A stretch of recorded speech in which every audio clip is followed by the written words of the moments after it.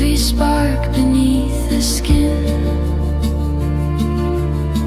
burns for the warmth that might have been. White silence, endless and wide, where the wind keeps your memory alive.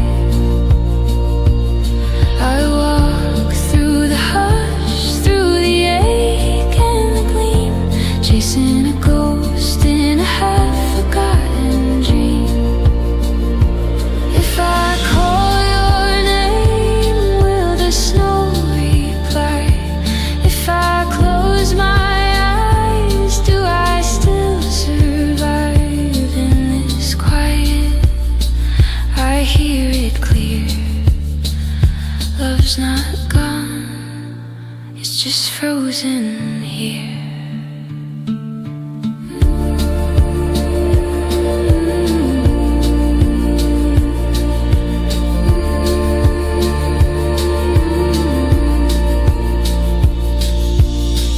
White silence, steady and pure.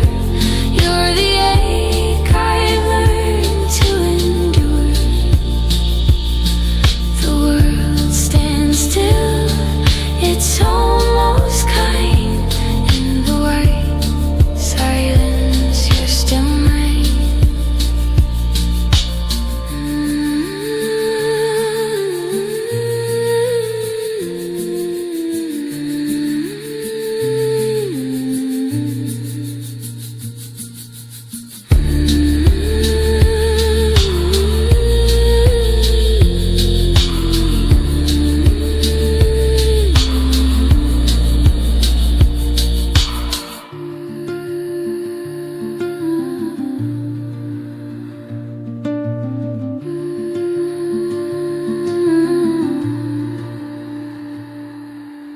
Footprints vanish in the morning glow.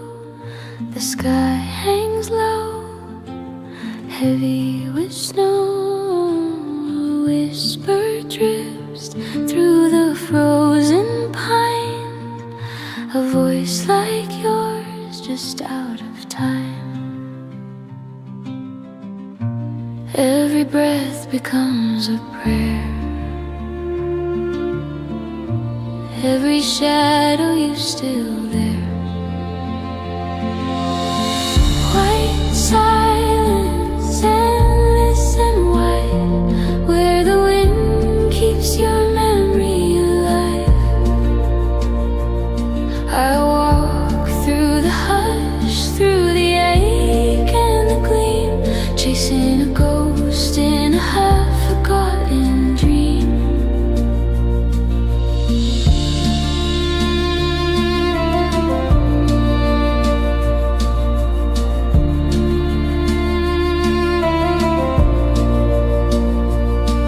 The river sleeps beneath the ice, dreaming slow of warmer nights. Your laughter echoes down the vale, soft as frost upon my trail. Every spark beneath the skin burns for the warmth that might have been. White silence, endless and wide, where the wind keeps your memory alive. I walk through the hush, through the ache and the gleam, chasing a ghost in a half-forgotten dream. If I call your name, will the snow reply? If I close my eyes, do I still survive in this quiet? I hear it clear. Love's not gone, it's just frozen here.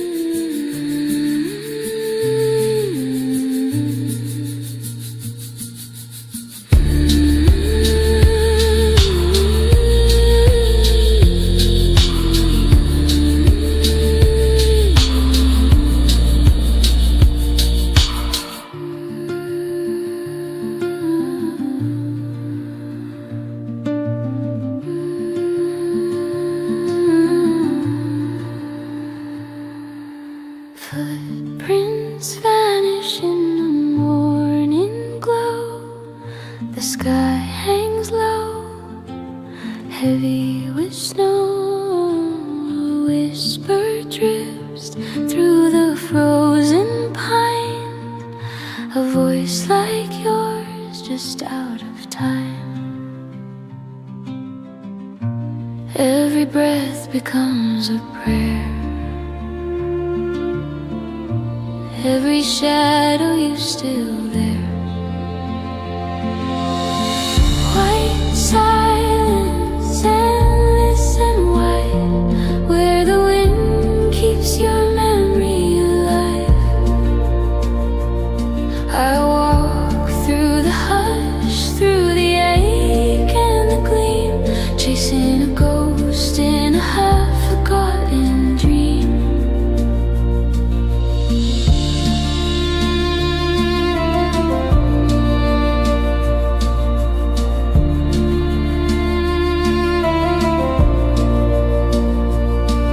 The river sleeps beneath the ice, dreaming slow of warmer nights. Your laughter echoes down the vale, soft as frost upon my trail. Every spark beneath the skin burns for the warmth that might have been. White silence, endless and white, where the wind keeps your memory alive. I walk through the hush, through the ache and the gleam, chasing a ghost in a half-forgotten dream. If I call your name, will the snow reply? If I close my eyes, do I still survive in this quiet? I hear it clear. Love's not gone, it's just frozen here.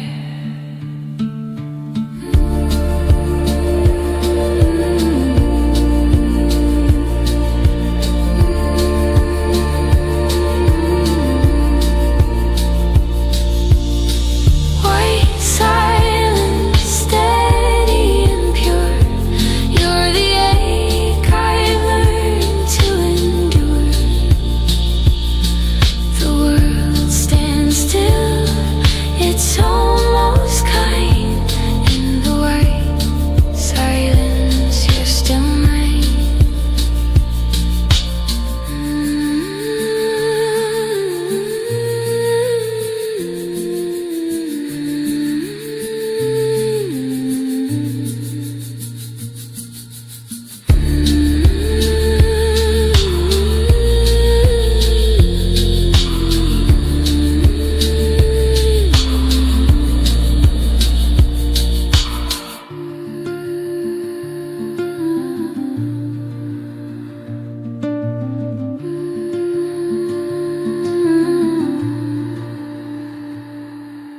Footprints vanish in the morning glow.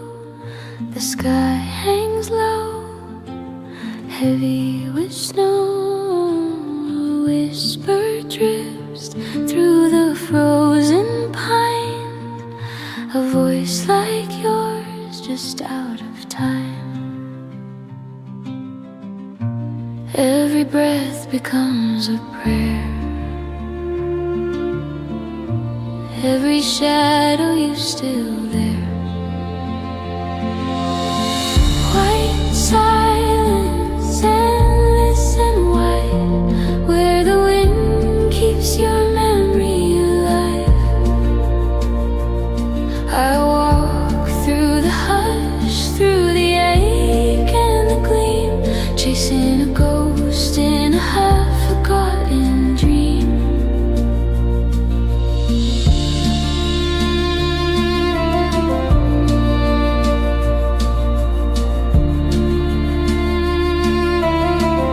Okay, so I guess we should start now. It's really nice that you all came, although there's the scooter event going on at SSU. Yeah, but it's, I think, really important that we speak about the COPs, although it's a bit hard to do it, because the COP30 should have been the COP of truth, but similar to last year's COPs, it delivered only incremental change. Some real money was moved for tropical rainforest protection and ocean protection, but the word fossil fuels didn't make it in the final document. There's this ambitious plan to get the international countries to agree on that we have to have a transitioning away from fossil fuels plan. But that was an ongoing project for the last COPs, and also this year it didn't make it into the final document. So it was not a COP of truth, because the truth is that we have to phase out fossil fuels. Fossil fuel lobbyists increased this year by 12% to last year's, and this could be the explanation why the word fossil fuels didn't make it into the final document. They outnumbered every single country delegation except Brazil. So there were more people from fossil fuel companies than entire country delegations at COP. For every 5 years, the countries pledge new nationally determined contribution, NDCs. And this time, so this COP was one of those 5 years again. And the different countries that participated at COP should pledge their NDCs for 2035. Most NDCs were delivered late and are not ambitious enough to meet the Paris Agreement. So there's a big leap again between the NDCs and what we would need for attaining Paris Agreement. So why do we organize a COP debrief when the situation is so bad and we don't have anything to celebrate? The COP, why do we meet here to speak about the COPs when they don't deliver as they should? Why do we even care? And I think that it's really important that we as the civil society support international agreements and global institutions. Because at the moment, global institutions lose their leverage because of what, for example, the US is doing. And we fall back into this national competition. But we as the civil society, we need to demand our leaders to cooperate and find international solutions. So that's what we do here while meeting today. We care about the COP and we want to hold our leaders accountable. The COPs are events with a great historic significance and they should be treated like that. So today we want to dive deeper into what happened at this year's COP in Belém. And for that, we invited different speakers who participated at the COP in different functions to get different perspectives on this year's COP. So the first speaker will be Dr. Susana Hancock, who was part of the negotiations at this year's COP and who brings the Cryosphere into those negotiations. She's an interdisciplinary polar climate scientist, an Oxford alumni. She has skied across the polar ice sheets and advocates for the cryosphere at the intersection of science and policy. She serves as the Global Mountains Director at the International Cryosphere Climate Initiative, ICCI, where she connects mountain communities, mountain cryosphere science, and international policymaking. She was in the COP30 negotiations, and she will explain us more about how she worked towards integrating the cryosphere into the negotiations. So the floor is yours, Susana. Thank you very much. Really great to be able to join everybody in Svalbard. Sorry not to be there in person. It's one of my favorite places. But I was asked to give a little bit of a background into a little bit of the COP process as well. So I'll start off with that, but I'm going to share my screen, which hopefully will work. Hopefully this is your seeing this in a moment. All right. So let me know if that's not there, but I assume it is for you. So I'm going to talk a little bit about how we bring the cryosphere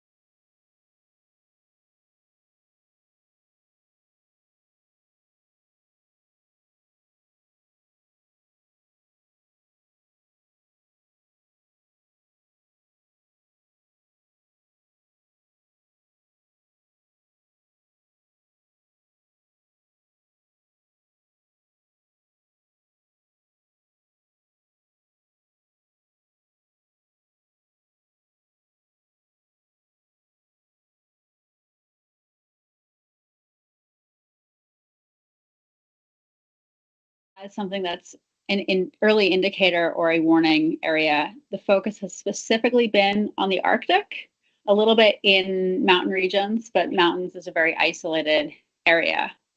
The IPCC fifth assessment report in 2013 and the SROC, the special report on oceans and cryosphere and changing climate in 2019, both began really raising the importance of the cryosphere for us to discuss.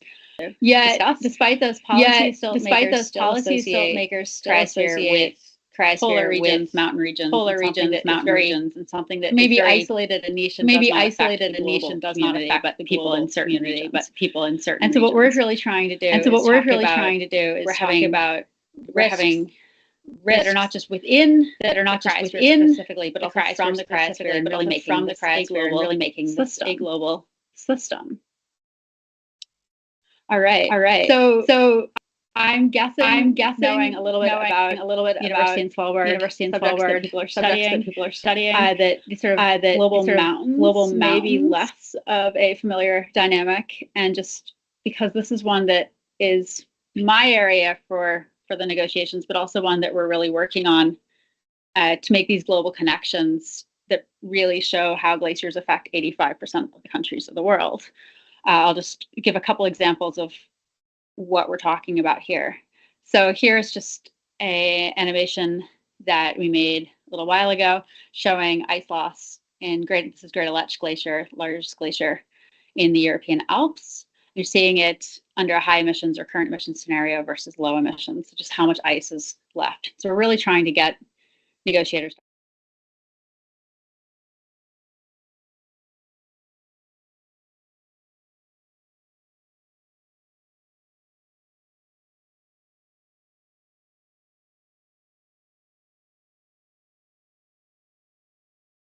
with international development banks on mountain resources, water resources. And as one person said in a panel that I was on last week, usually we're used to thinking about hydropower, the risks for that of either being too much water or not enough water. But then you add in the glacier dynamics and you suddenly could lose the project altogether, and you could decimate downstream communities.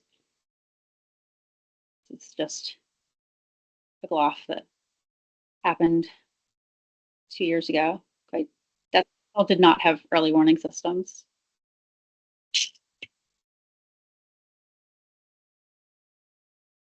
And then as an example of the power of early warning systems, because funding is a huge part of this as well. Many of you may be familiar with the glacier slide in Bloss in Switzerland last May. It was well researched, well known about, monitored, and they were able to evacuate community. But to show the power of these events, here's the town to a hotel and a church as landmarks there, and then this is it shortly thereafterward.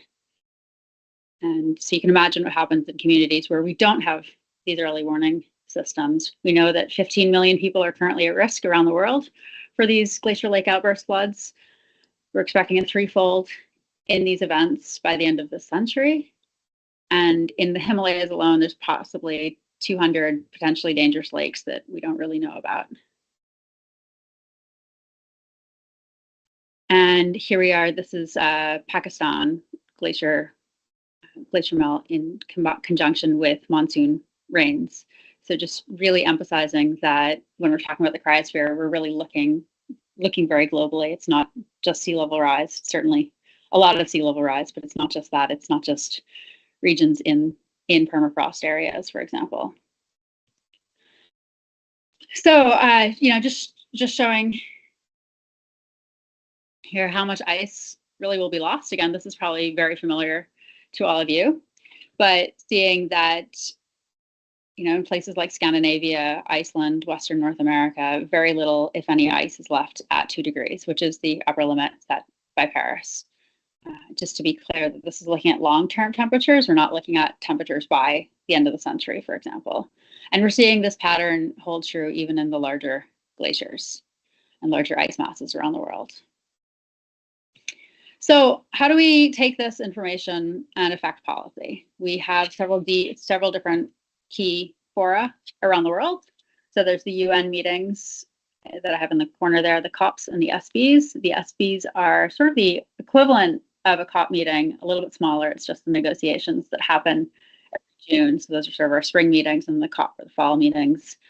We have the Arctic Council, the Antarctic Treaty, other meetings that come up, work with the IPCC, key to inform negotiators, high-level government people, observers, general public as well. And just on the Paris Agreement, I know it was intro speaking a little bit about the NDCs that were due this year. So that's looking at the contributions that the commitments countries will make for the 2030 to 2035 period. But how the Paris Agreement works is by the sort of ratcheting system, so that each 5-year period a little bit more, and sort of pushing each other in a type of peer pressure thing. And then we have, in the intermediate years, a global stock take, and that sort of looks at how emissions are doing and how that relates to what countries are pledging and whether they're following through with the pledges. We also have a process that has been delayed for the past 2 years called the periodic review. And this is more of a science-based framework where we're not looking at how countries are responding, but we're looking at more how the Earth is responding. So this helps establish the 1.5 and the 2 degrees set by the Paris Agreement. We're hoping to have a 3rd periodic review come out. It's contentious with timescales right now and not trying to overlap similar work. So that's now to be discussed next year. So just a little bit of where these COPs have gotten us, talking earlier about not getting this phase out of fossil fuels. But at COP26, so it was Glasgow in 2021, we had at ICCI, we had our first Cryosphere pavilion. It was the first inclusion of Cryosphere in the cover text. It was in the preamble rather than actionable text, but it was there. And the summit held the line on the 1.5 with Paris. The following year, 2022, at COP27 in Sharm el-Sheikh, we had the first inclusion in the operational text. So this means text that the conference is actually putting out as steps to do. And also made it into some of the negotiation tracks, in this case specifically the research and systematic observation, which is traditionally the less challenged text, the most agreed upon most science text. So we're really beginning to see that Cryosphere is getting into these discussions and not just as a niche, far off topic.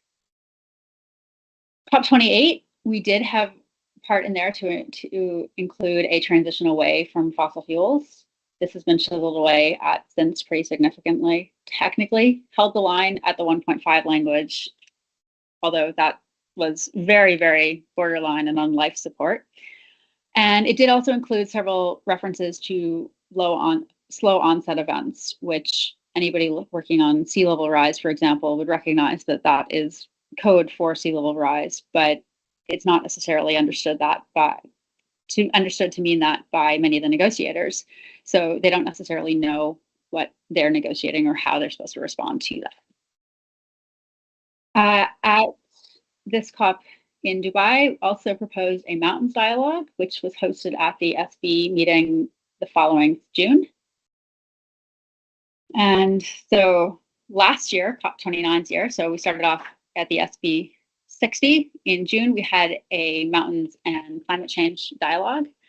This dialogue was focused very much just on mountains, and again, not looking more broadly. We have just proposed another one and had another one. We didn't propose it. It was proposed and it's been approved. It's going to be next year. We are working to expand that from mountains to more broad Cryosphere discussion. We have quite a bit of support for that to do so. The reason partly for this is that these dialogues came out of the SROC Special Report on Oceans and Cryosphere in 2019 with the IPCC. And there is an oceans dialogue that does not look at cryosphere-related oceans activities. So having a cryosphere dialogue would be the corollary to that. And so that's what we're hoping to do. Baku last year at COP is a city that's very heavily reliant on mountain water resources. So really hoping that we could have them understand the importance of glaciers and snow. And since then, the presidency of this COP, Mukhtar Babayev, has been a very, very strong supporter of our work and with us. But at COP last year, it was really hard for us to get much in Cryosphere there because there's such a heavy reliance on finance. It was sort of the finance COP for its term. So this year, back in June at Bonn, we had 4 papers on Cryosphere in poster sessions and presentations and some meetings with negotiators, which were received really well. But then getting into COP this year, huge debates with the petrostates. Had about 86 countries that said they wouldn't sign on to a final decision if it did not include a phase out on fossil fuels, and then a slightly less than, but still significant number of countries that said having that language would be a red line for them.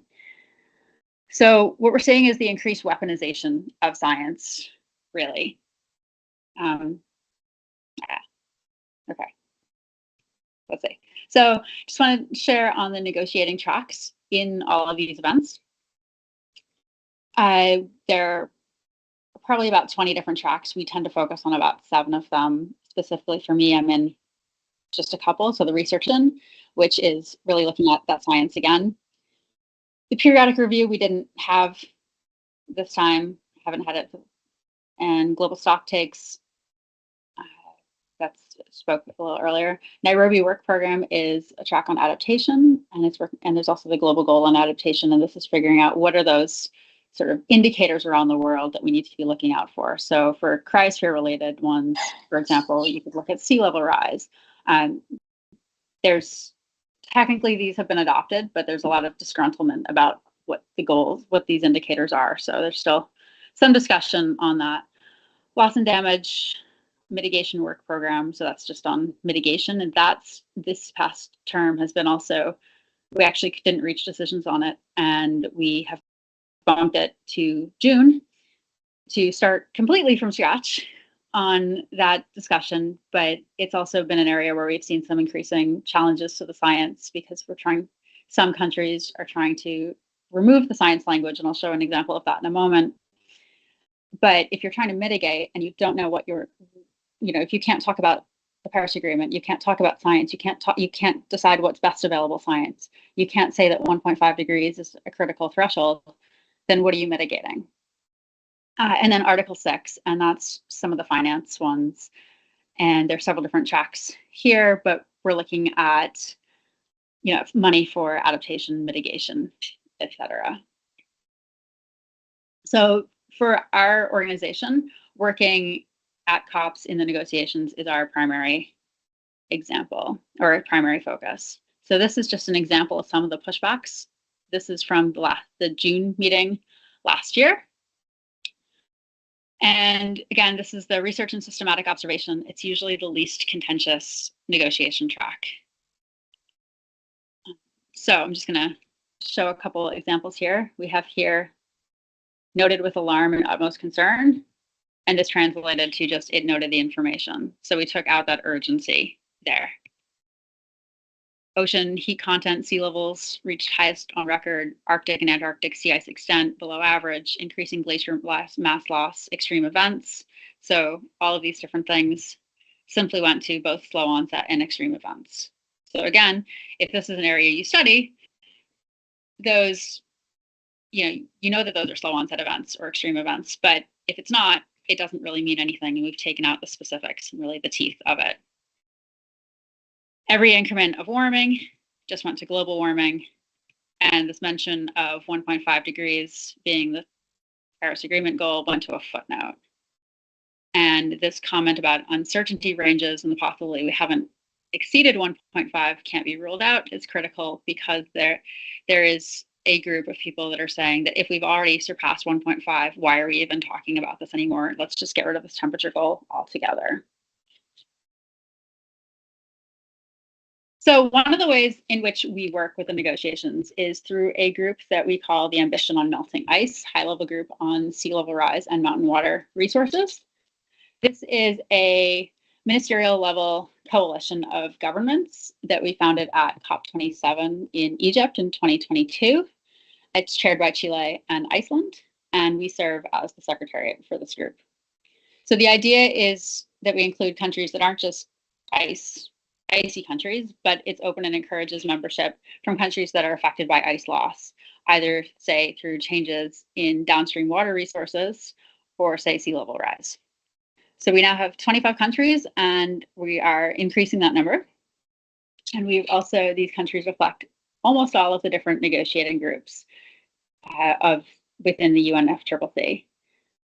And also are very,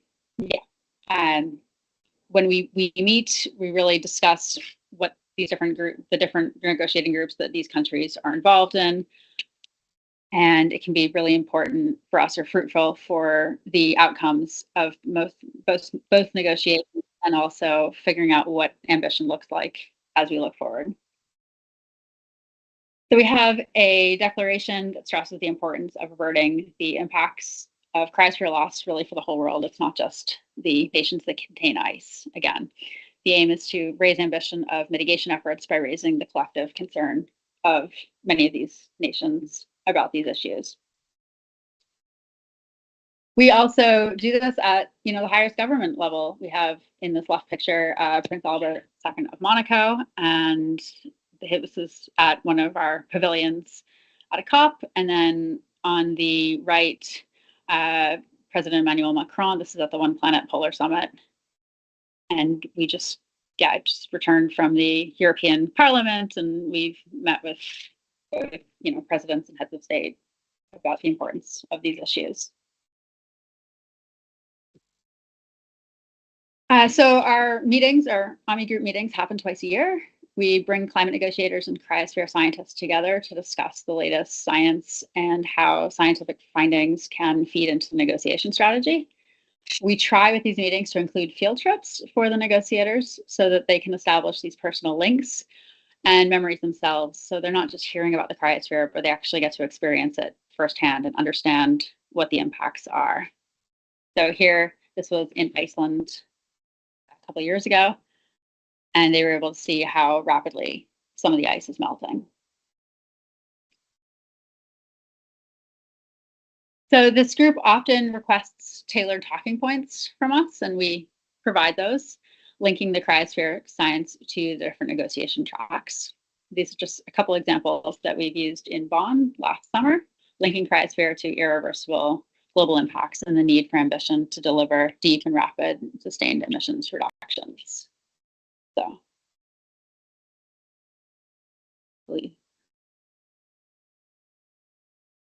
this year has been especially exciting for me on the glaciers front because we've had a little bit of extra wind in our sails from the worldwide community this year. This year we had the first World Day for Glaciers, and this was an initiative, well, I'll get ahead of myself, but this is also the International Year of Glaciers Preservation, which was declared by the UN at the General Assembly in 2022, I believe, and proposed by the government of Tajikistan. So here, this image here is just from New York City last year at the UN headquarters, where we launched this first annual day, and we'll have a second one this coming March. We also used this opportunity to have one of our AMI meetings. So we met in New York with at the Chilean embassy, and anybody who we invited different members from the UN and the negotiators to talk with us more in depth about glaciers and the impacts and how this affects strategy in the negotiations.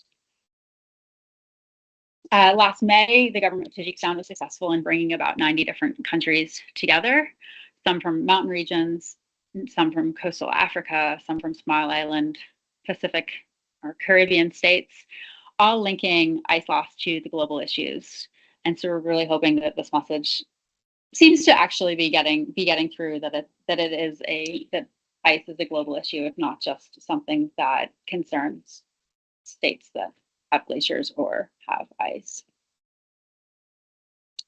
So although we didn't get text specific this year in the outcome of COP, the vast majority of the AMI states were ones that spoke out against the final text for its failure to include a roadmap of for the phase out of fossil fuels.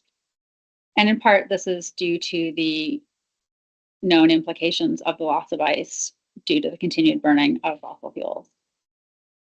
So just a little bit about sort of the day-to-day at COP.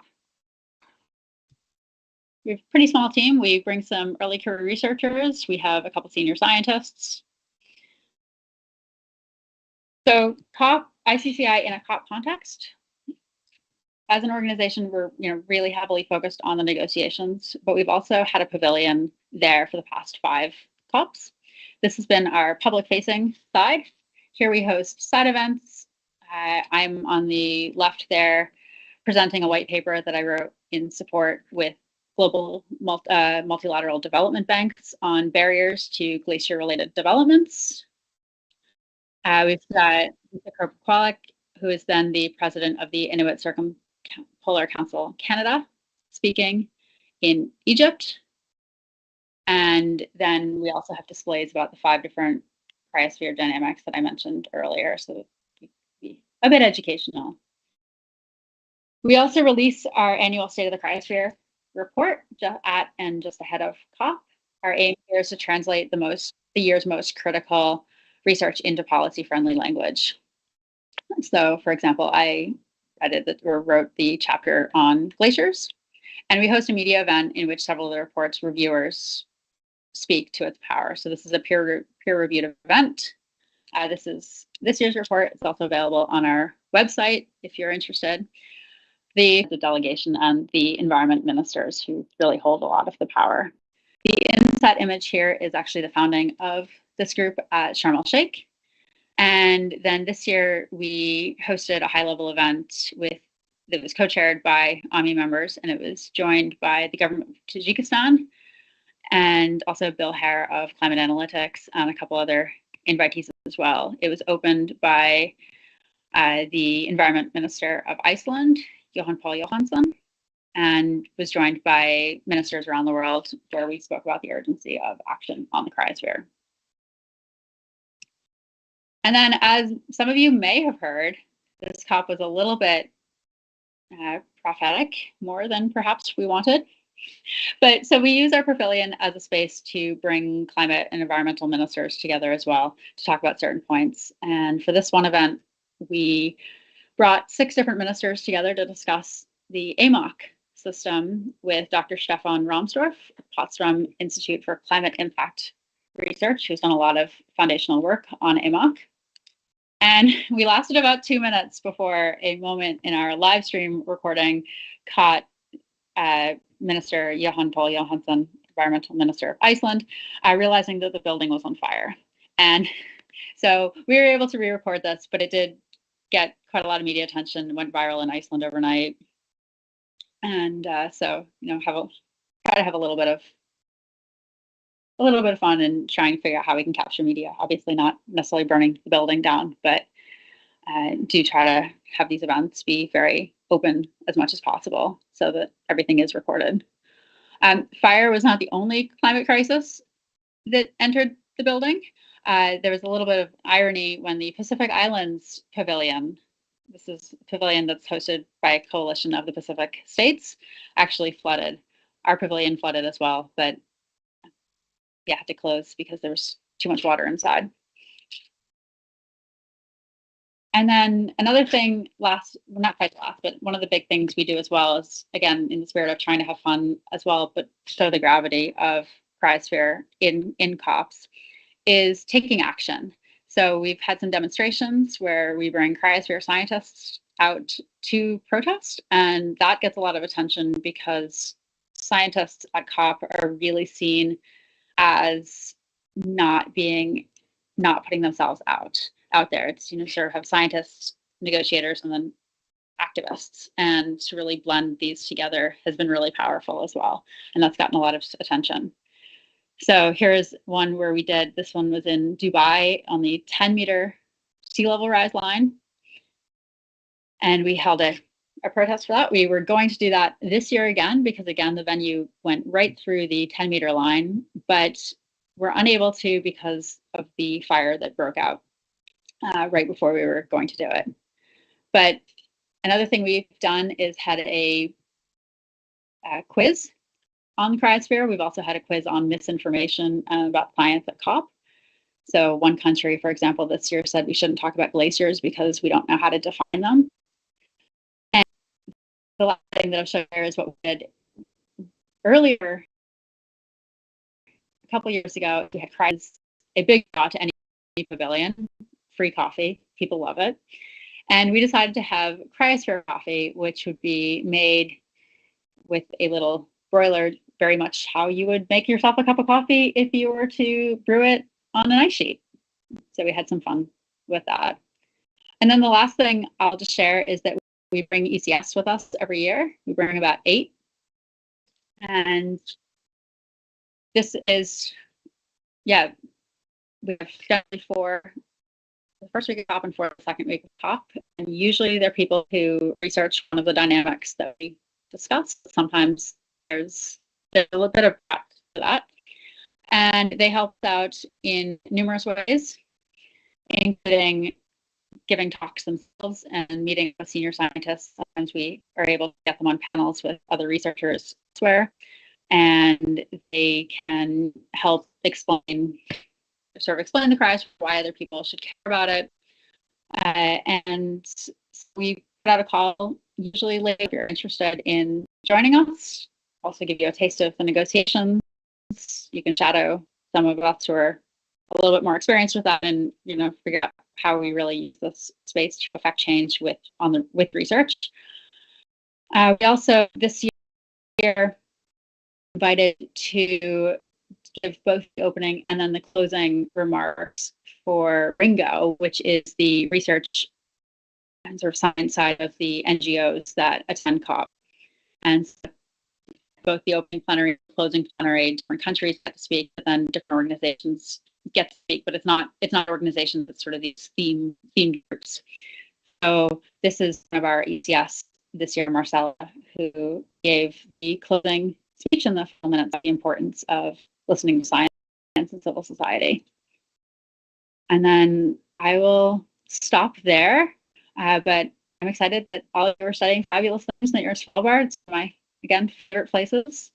And just put links here if you want to be in touch and talk with me further, or if you want to learn more about some of our work or the State of the Cryosphere report. So thank you very much.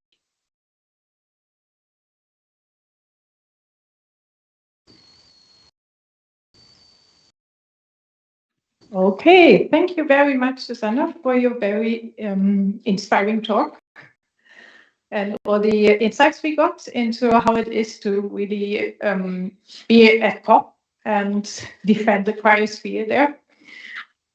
We will have a question and discussion session after the speakers. So please save your questions to Susana for later. And then we will discuss all together in the end of the event. But now I have the joy to introduce our next speaker, which is Nils Michalke. He was a former student at UNIS, and he was also student council leader in 2022. He took the bachelor course in the Arctic Technology Department, and then finished his bachelor in Germany. But he thinks that the global north countries, we have super high emissions, which are not, which are not in agreement with the Paris Agreement, and we can actually learn a lot from global south countries. So that's why he decided to pursue his master's in Kenya, and his master's is in water and soil engineering, and he's currently writing his master thesis there. But this week he went to COP to as an activist for the Lost and Damaged Youth Coalition. And he will share his insights from activism on COP and for his insights from the fight for climate justice and what the Lost and Damaged Fund is, what the Lost and Damaged Coalition is, and what was achieved at this COP for adaptation, financing adaptation in global south countries.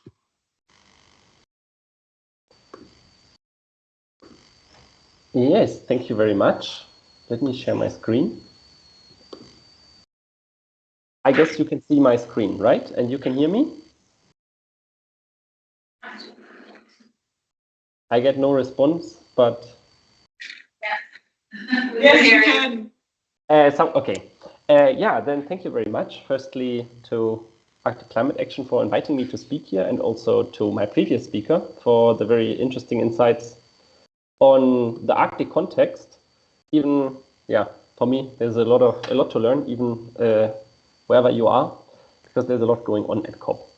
So I have the pleasure to talk to you about the rocky road to climate justice. So to kind of bring a bit the other perspective from, as my previous speaker already said, there are negotiators, there are scientists, there are also activists at COP. So this is a bit more my role. So I would like to share some insights from that. As mentioned before, I'm part of the Lost and Damaged Youth Coalition. So I was there as part of their delegation. We are a network of young people from the Global North and Global South, though I think the Global North is way less represented in our network than the Global South. We have around 1,400 members in more than 90 countries, and our goal is to campaign for ambitious international action on loss and damage. I'm not sure if all of you are familiar with the term loss and damage and what is meant by this. So it's something that you hear quite often in COP. It's a negotiation topic. And what we refer to is obviously when we mitigate climate change, firstly, then there are certain aspects that cannot be mitigated, so that we have to adapt. But there are also certain aspects that go beyond adaptation. So when damage and losses occur, then that somehow has to be taken care of. And in the COP space, we have to express that diplomatically. So we call it loss and damage finance. From a climate justice point of view, we would probably rather call it, we want reparations for the damage that has occurred.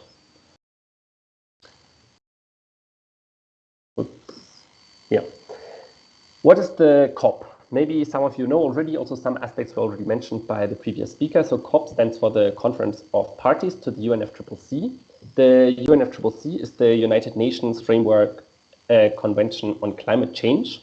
That's an international treaty, and the goal is to combat dangerous human interference with the climate system.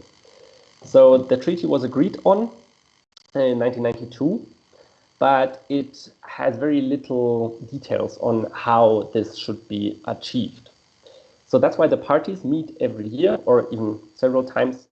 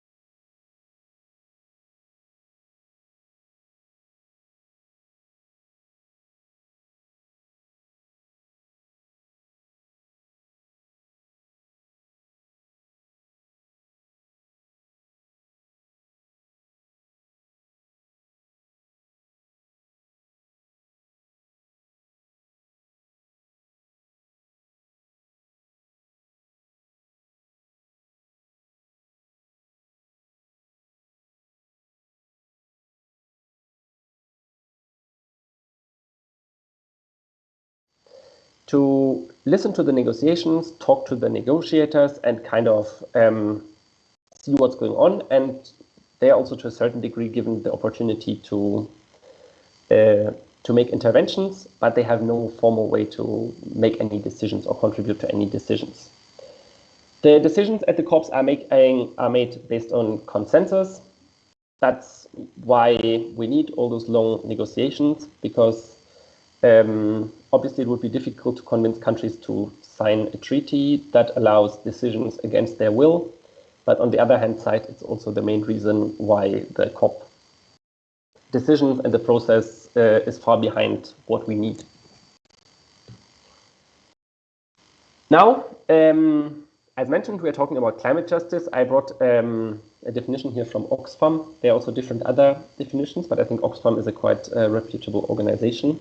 They say that climate justice means holding accountable the countries, corporations, and people fueling our climate crisis and demanding they support those experiencing the harshest effects.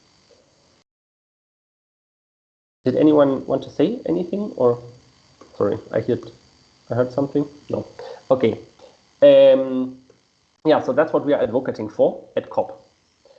Now I would like to briefly talk about two aspects that kind of happened outside of COP, but that were quite relevant for the COP, which you might also already have heard of. The first one is the advisory opinion by the International Court of Justice. They delivered this opinion on the topic, the obligations of states in respect to climate change.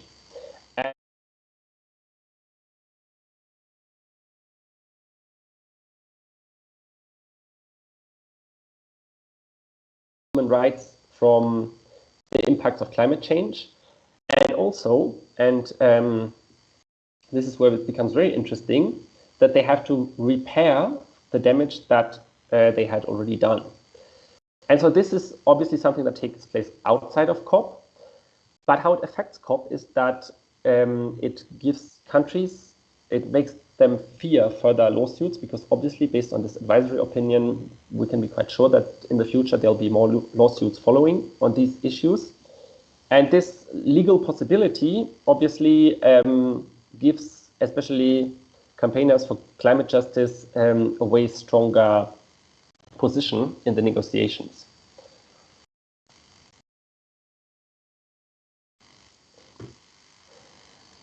What you might also have heard of is the term the global mutirão, which is something that the Brazilian presidency of this COP brought up. Mutirão is a Brazilian Portuguese term for kind of a collective call for action, or like a process, that originates from the indigenous people of how to solve common challenges in a just way.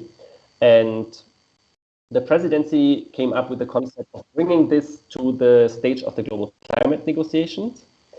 And as my previous speaker already mentioned, the COPs often have certain documents that used to be called cover decisions, which kind of sum up or comprise different important aspects.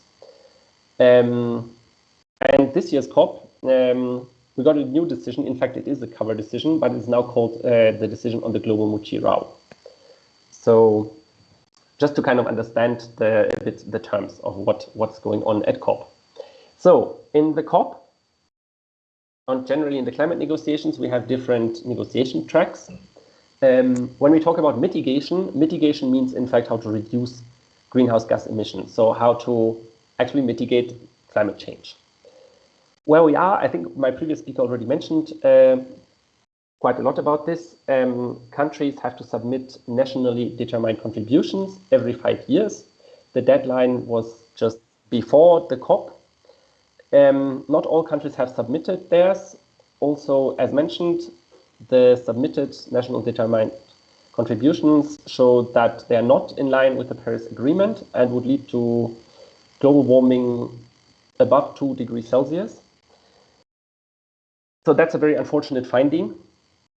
And as mentioned earlier, one of the biggest discussions at the moment, and also at this COP, was the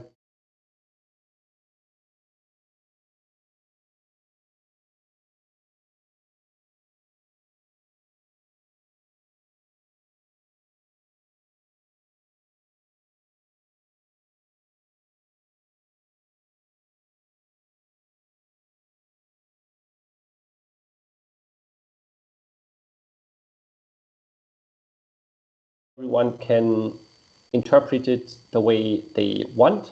So the more ambitious countries can argue that they have succeeded in getting text into the decision that pretty much means that we are not going to use fossil. Ambitious states can argue that transition away, it doesn't mean a lot, like it doesn't involve any concrete action. And also what's quite typical for the COP process is that after the decisions themselves are just consist of a few words of something that should be done, and then later on there are other work programs, roadmaps, or something else that somehow further brings that into detail, so that clarifies the technical details of how exactly this will happen and how, all the details that are unclear. And so for this transition away from fossil fuels, we only have this decision so far, but no further roadmap, work program, or anything that could further clarify what's meant by that. And as also mentioned earlier, at the last two COPs in Baku and now also at COP30, there was a very hard discussion about this, and at the end there was no language fossil fuels at all in the decision. So in fact, the decisions are weaker than what was already agreed on at COP28. When we now think about what we need or what we want to actually achieve climate justice, on this fossil fuel topic, that's, I think, quite difficult, depending on whom you ask. I think most activists or ambitious people from global north countries want to phase them out as soon as possible. When you ask people from the global south, even in the activist space, it's a bit mixed opinions, because also some people argue that global north countries have profited from fossil fuels for a very long term. So it's them who should phase them out, but global south countries should still get the opportunity to benefit economically from fossil fuels. So I think there's no one answer to what exactly climate justice would mean here. This, as mentioned, was one of the biggest discussions in the end of the COP, and some very ambitious countries were the European Union countries, and especially the loudest voice for fossil fuel language was Colombia. On the other hand side, there were countries, especially Saudi Arabia, China, Russia, and India, that were against mentioning fossil fuels. And it led to an interruption of the closing plenary, because Colombia insisted on that they want to object the mitigation work program, which is in fact also not a super important decision in the COP, there's not much new things agreed on there. But yeah, I would like to show you a video from the closing plenary. But now I cannot end my presentation. Sorry. I'll just stop sharing for a moment. I think somehow the sharing crashed. Yeah. Okay, let me share it again. Now I think you are able to see my screen, right? Sorry, I just have to make sure you can also hear the speech. Okay, there we go. So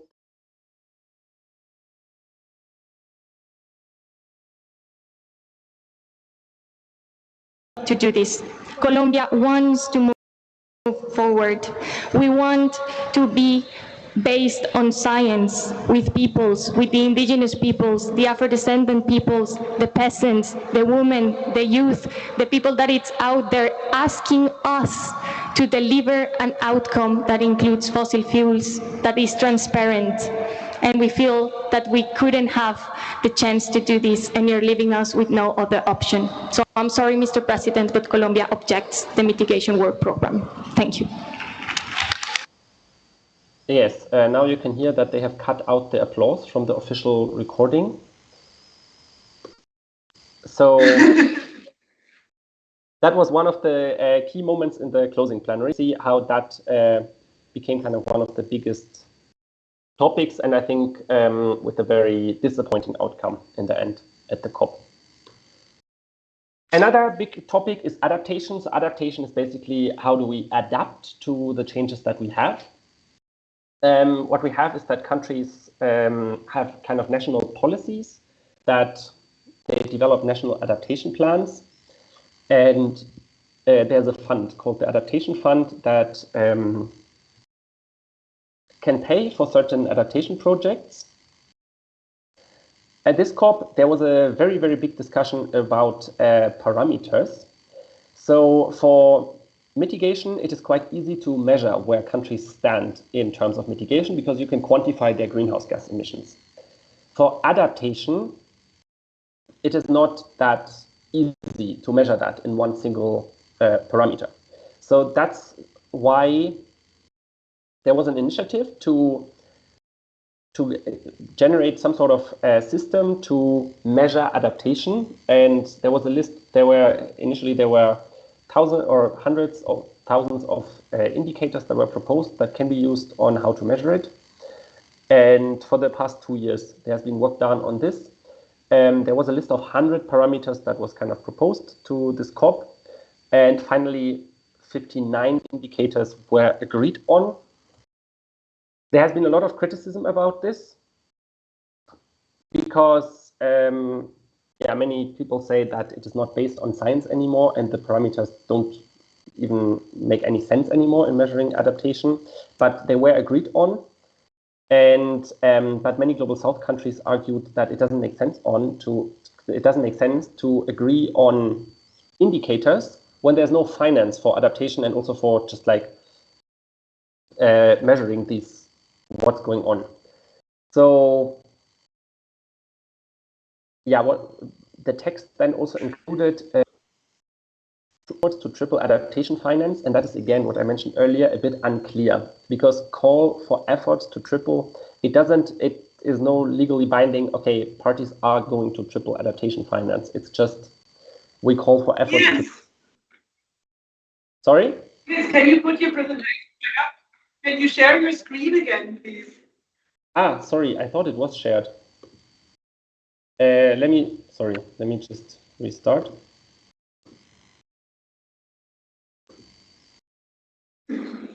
Okay, now you can see it, right? Yes, perfect.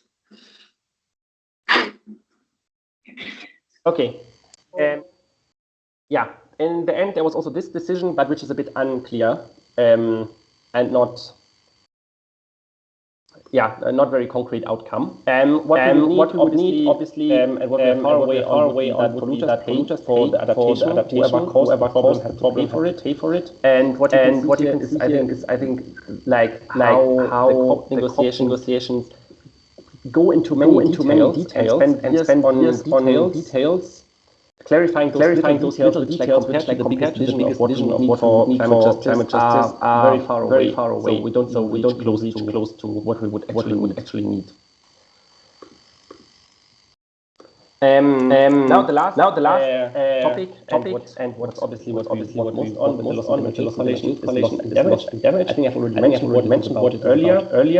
Where we are, we have a fund for responding to loss and damage that was established. The decision for that was made 2 years ago, and at the moment it is in the process clarifying all the details, and it has pledges and contributions of $790 million US.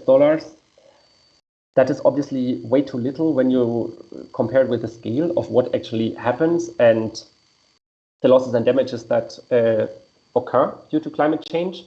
So it's kind of a drop in the ocean, but at least it's the fund. What we would need for actual climate justice would be full reparations for losses and damages that we have. But as mentioned earlier, the COP negotiate on details that are very far away from this vision. So what happened at COP was that the Fund for Responding to Loss and Damage, it's the FRLD, they kind of started their first call for funding proposals under like a first preliminary program. So it's kind of to start dispersing funds and to have certain projects, but in the meantime, they are still developing a long-term strategy of how exactly the funding process will be.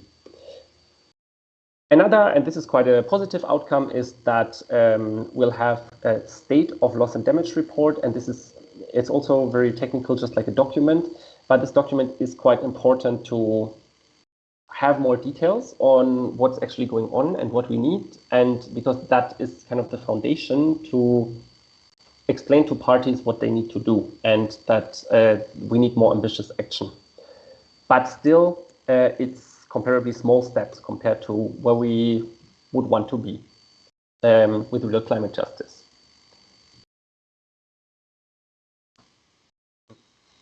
Yeah, so now lastly, a little bit about what can you do as COP. As mentioned earlier, the observers are allowed to join certain negotiations and to listen what's being said. Also, sometimes they're invited to give their opinions, like to deliver statements, but it's just the parties do not have to listen to what you say or what you want to express. But you can also do actions in the COP venue. You can see here some images of actions that happened, and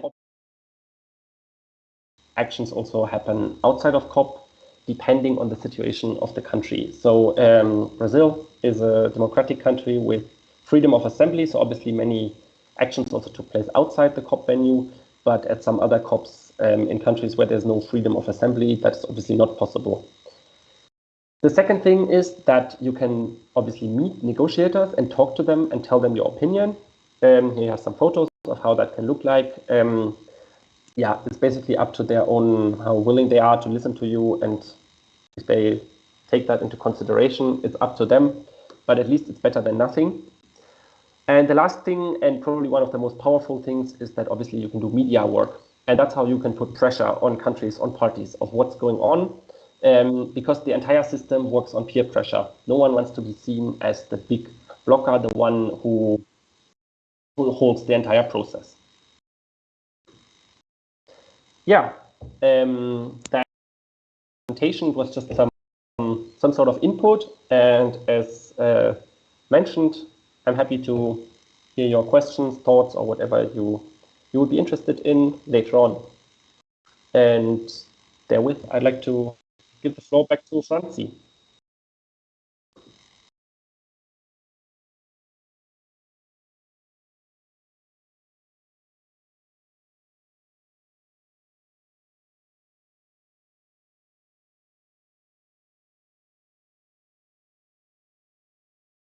It's really up to peer pressure, and that's also something we can do because we are all a part of this. We will now have a break of 10 minutes and eat the remaining pizza. And then we will hear Rolf from AMAP, the Arctic Monitoring and Assessment Program.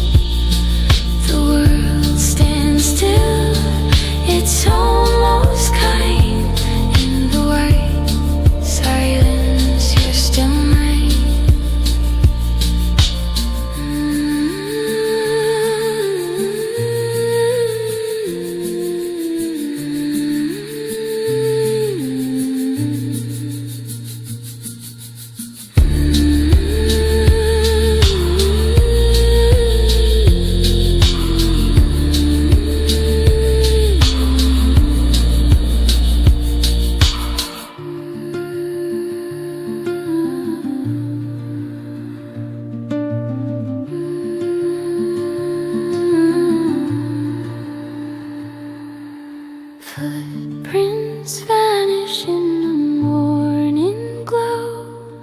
The sky hangs low, heavy with snow. A whisper drifts through the frozen pine. A voice like yours, just out of time. Every breath becomes a prayer. Every shadow, you still there. White silence, endless and wide, where the wind keeps your memory alive. I walk through the through the ache and the gleam, chasing a ghost in a half-forgotten dream.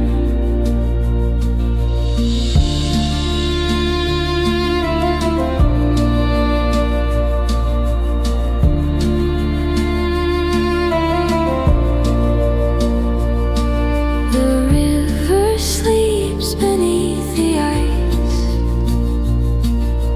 dreaming slow of warmer nights. Your laughter echoes down the vale, soft as frost upon my trail. Every spark beneath the skin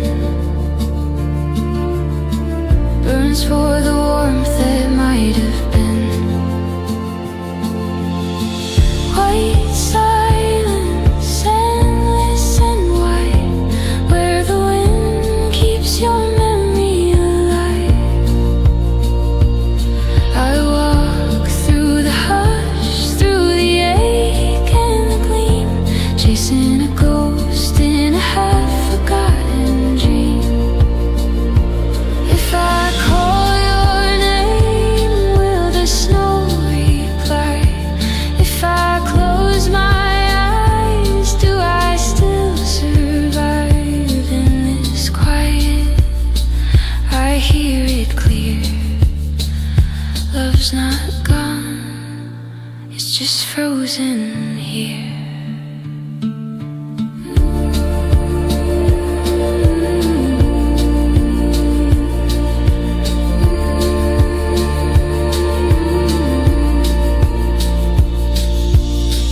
White silence, steady and pure.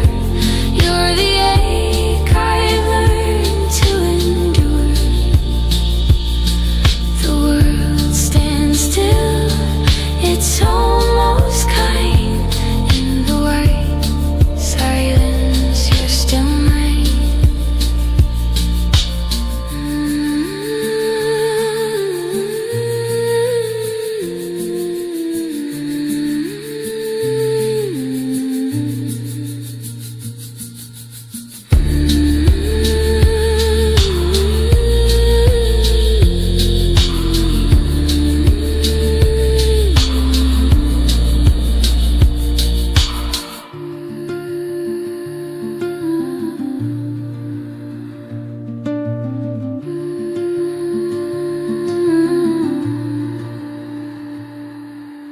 Footprints vanish in the morning glow.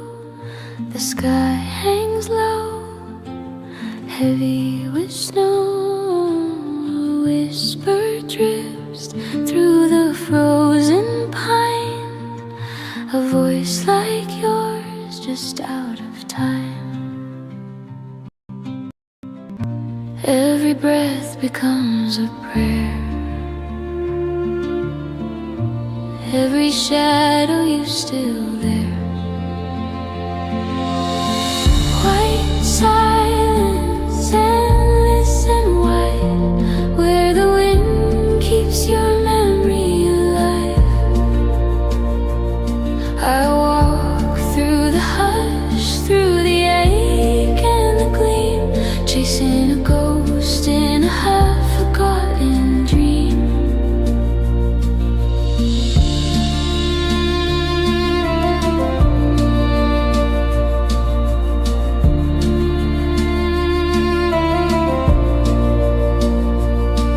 The river sleeps beneath the ice, dreaming slow of warmer nights. Your laughter echoes down the vale, soft as frost upon my trail. Every spark beneath the skin burns for the warmth that might have been. White silence, endless and wide, where the wind keeps your memory alive.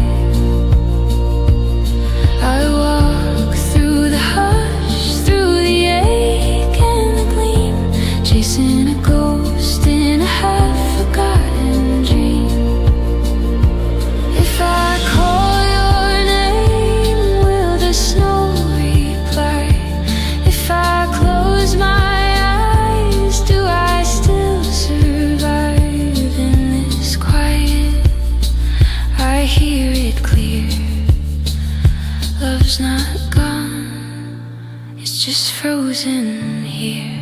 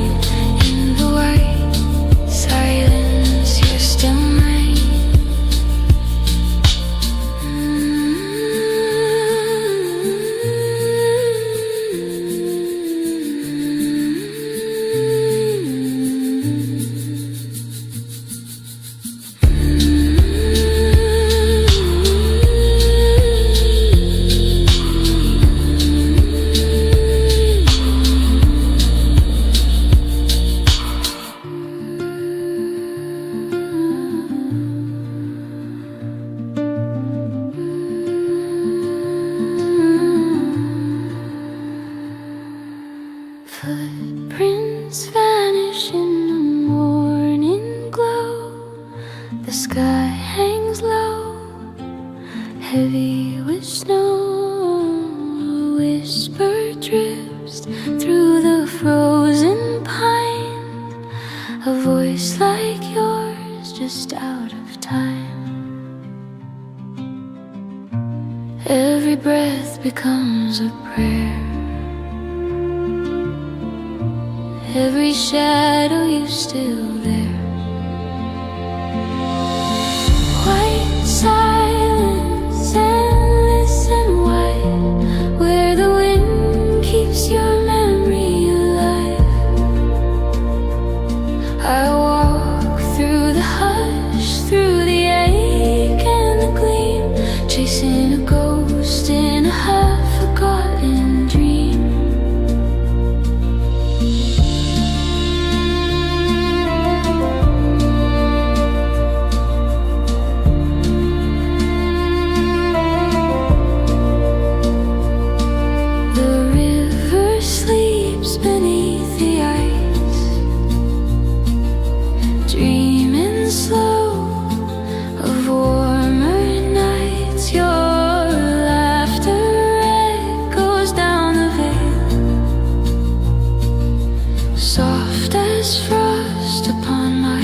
Well, I can continue to speak warmly about him, but it would be fun if he hear us.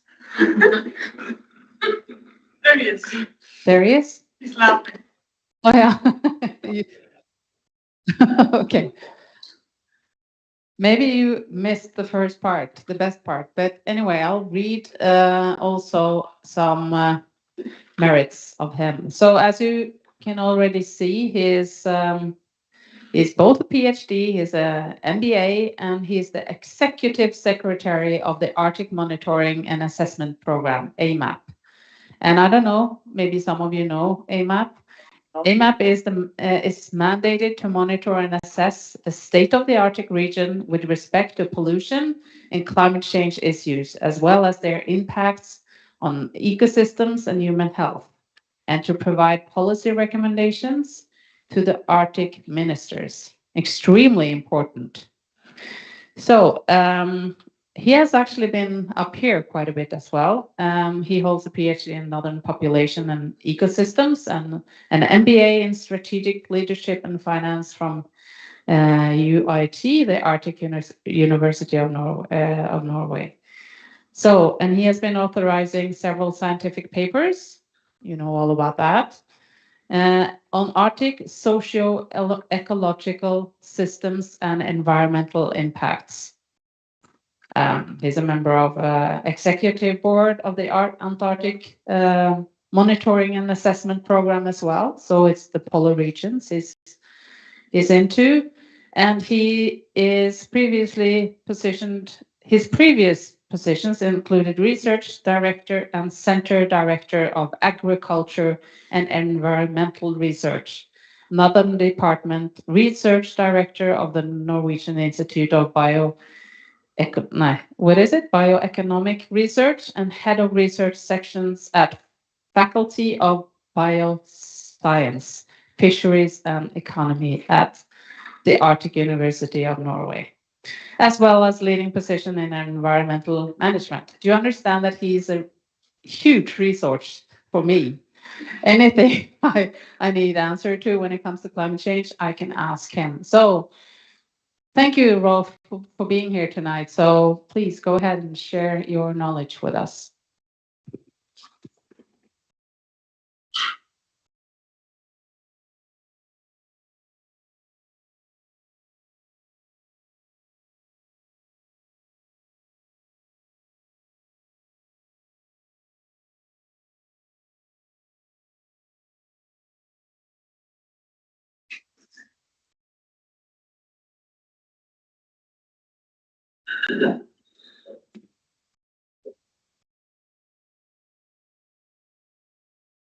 Very happy to. I'm happy to see the room from this side for once.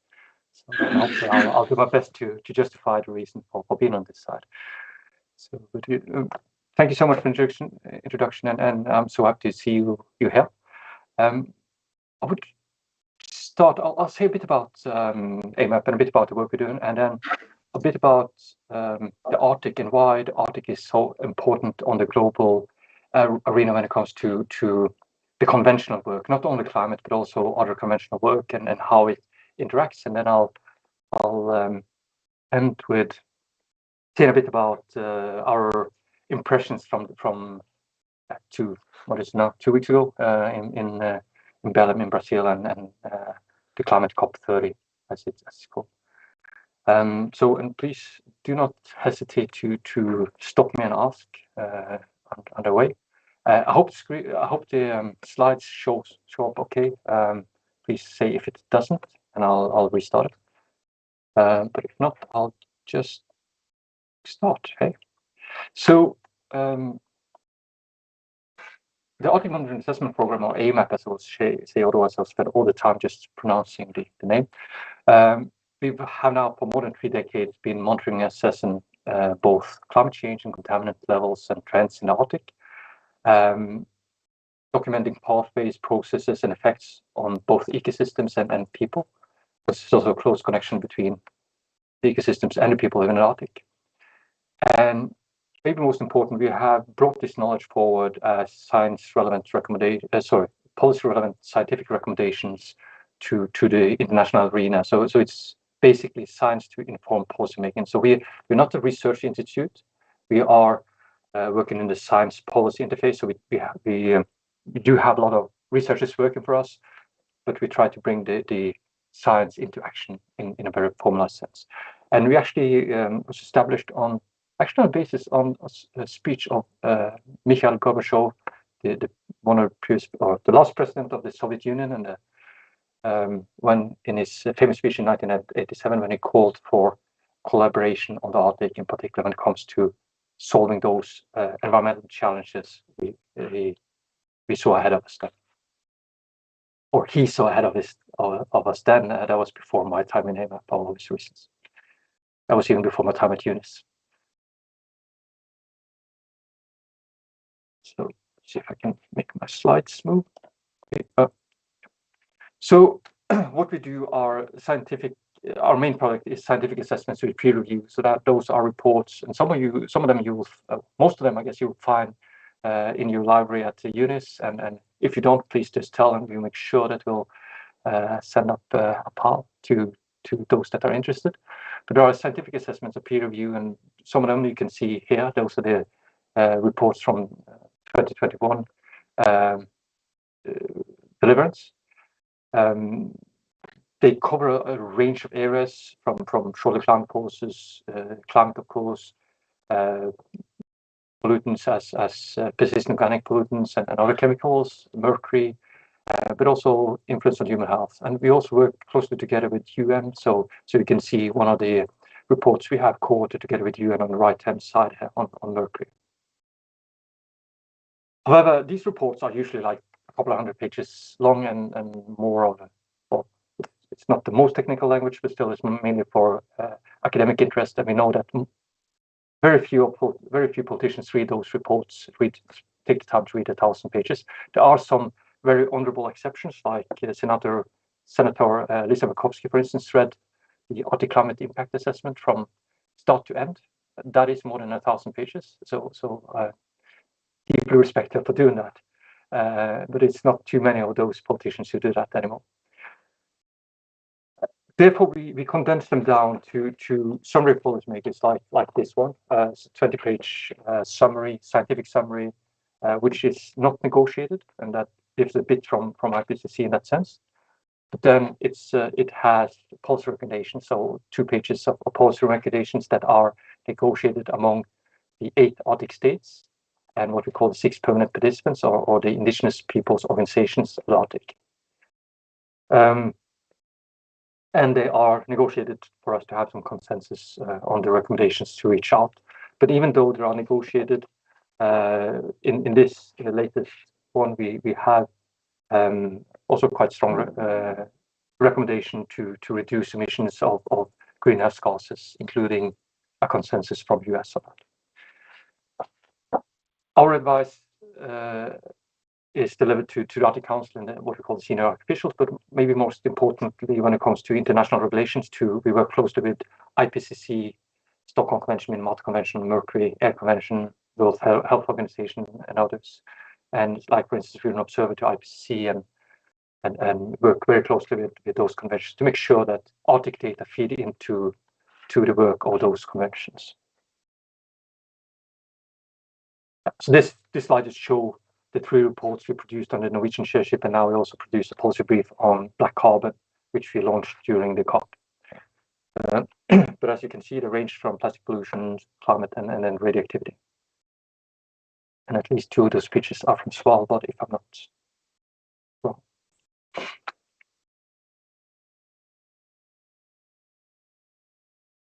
However, AMAP is so much more than this AMAP secretariat and heads of delegates and so on, but it's almost 900 experts worldwide.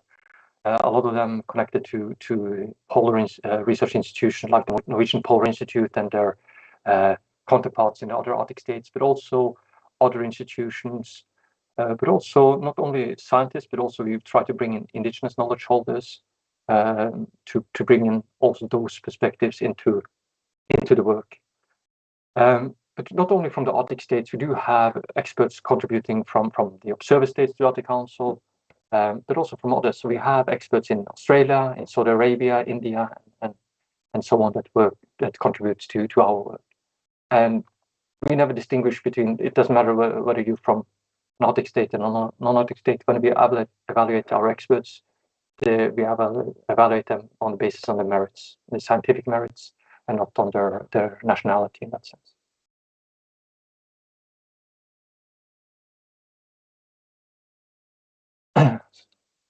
Okay, there we go. So why is the Arctic so important on the global scale? Well, it's obvious to you sitting in one of the most rapid changing places on Earth.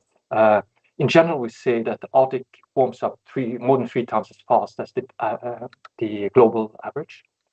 However, Longyearbyen and Svalbard and Nova Zemlya, as you can see, the darkest red parts on this map on the left-hand side here, warms up to 5, 6, 7 times as fast as anywhere else. So whenever I come up to Longyearbyen, it's kind of a heartbreaking realization of seeing Longyearbyen and Larsbyen disappearing in front of my eyes compared to what it was like when I was up there. So you can really see the change happening faster. However, what I would like to point to is the graph I have on the right-hand side here, which shows for all of the Arctic the number of days above freezing throughout the year. So as you can see from the 1985, 1990s, almost 1/3 of the year were freezing. So sorry, 1/3 of the year were thawing, and that has increased since then. So now we have almost half of the year that is thawing.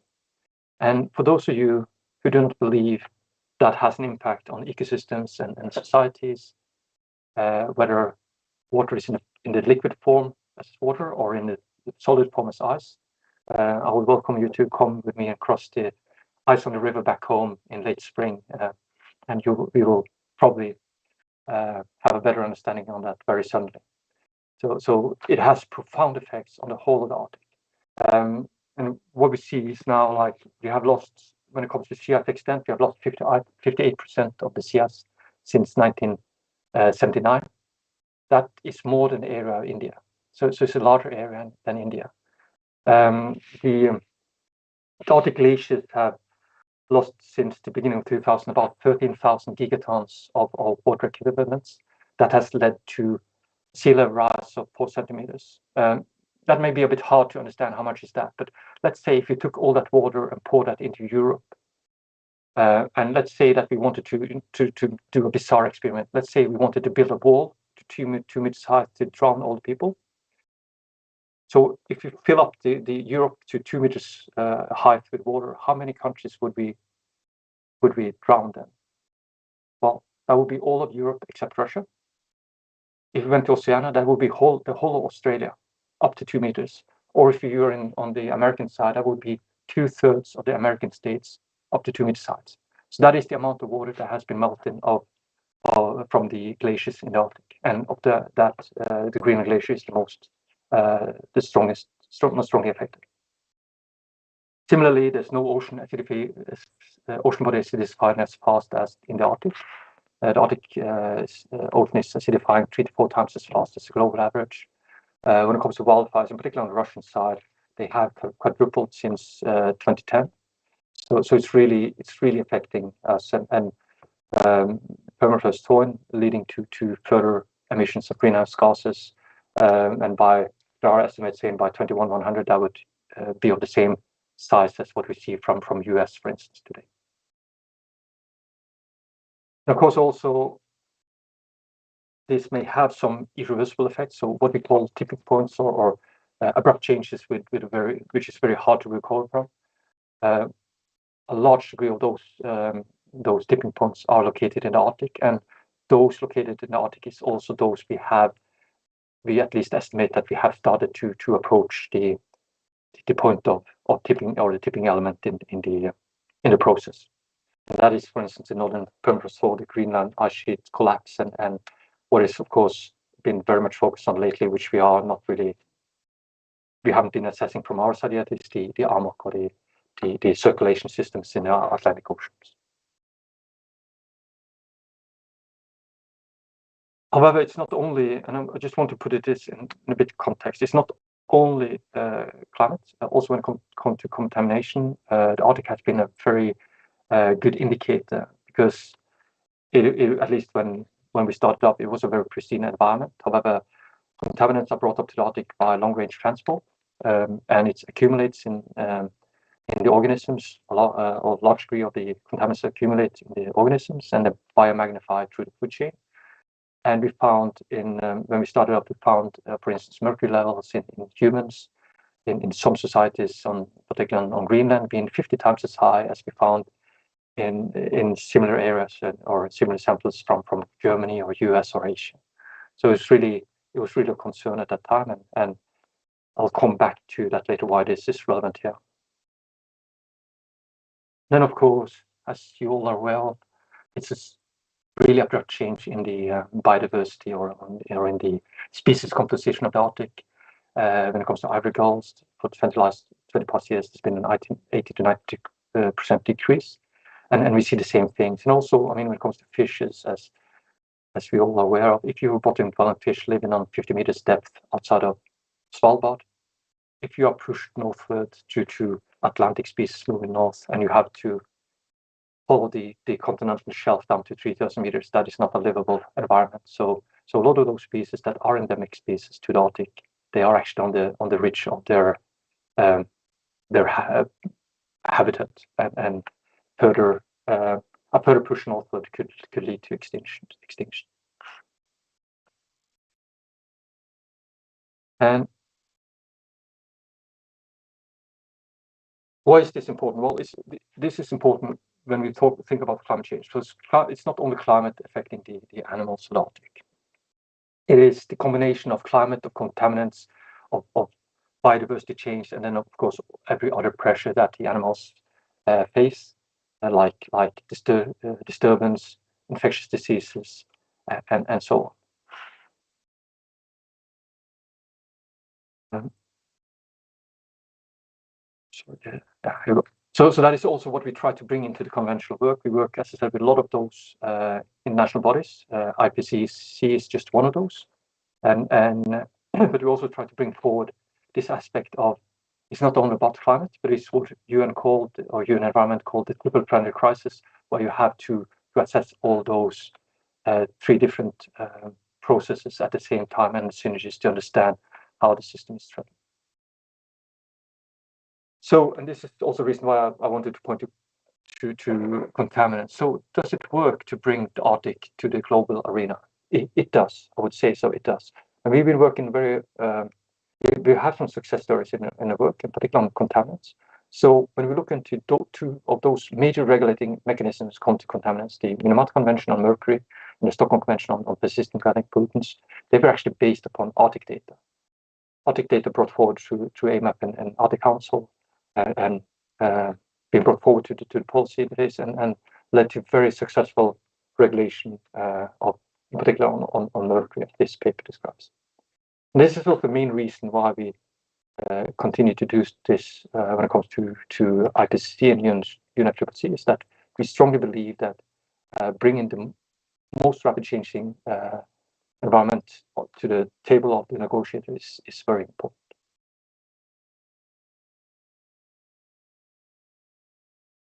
Sorry for the pauses, but the slides are a bit slow. Good. Now, going directly to COP30. So COP30, for those that, or the climate COPs, for those that are not acquainted with those, but first and foremost, it's a huge, somebody would say circus. This year it was about 30 or 40,000 participants, and that was considered as a small COP. The one in Dubai 2 years ago was about 100,000 people participating in. So it's a huge event, and then of course also a chaotic event. And then you have the formal, the official arrangements, the official events, and then you have side events arranged by different sessions. And now Susana is going to be talking after me, and she will talk probably about the Cryosphere Pavilion where we also arranged some of our events. So this year we presented, we had 10 different sessions at different pavilions, presenting Arctic climate change to the audiences. But maybe when it comes to the most important one, I think I would highlight what is called the Earth Information Day. The Earth Information Day is one of the official events, one of those events that is a part of the formal UNFCCC agenda on the COP, where you also are allowed to inform, or which is also the only time when the negotiators are informed about the science in a plenary. So this year we were allowed to do an intervention to present some of the key findings from our Arctic climate change update report. And that was also, and this was under the session on oceans and cryosphere, and that was under that session also importantly, I would say, the only time that the Arctic was mentioned.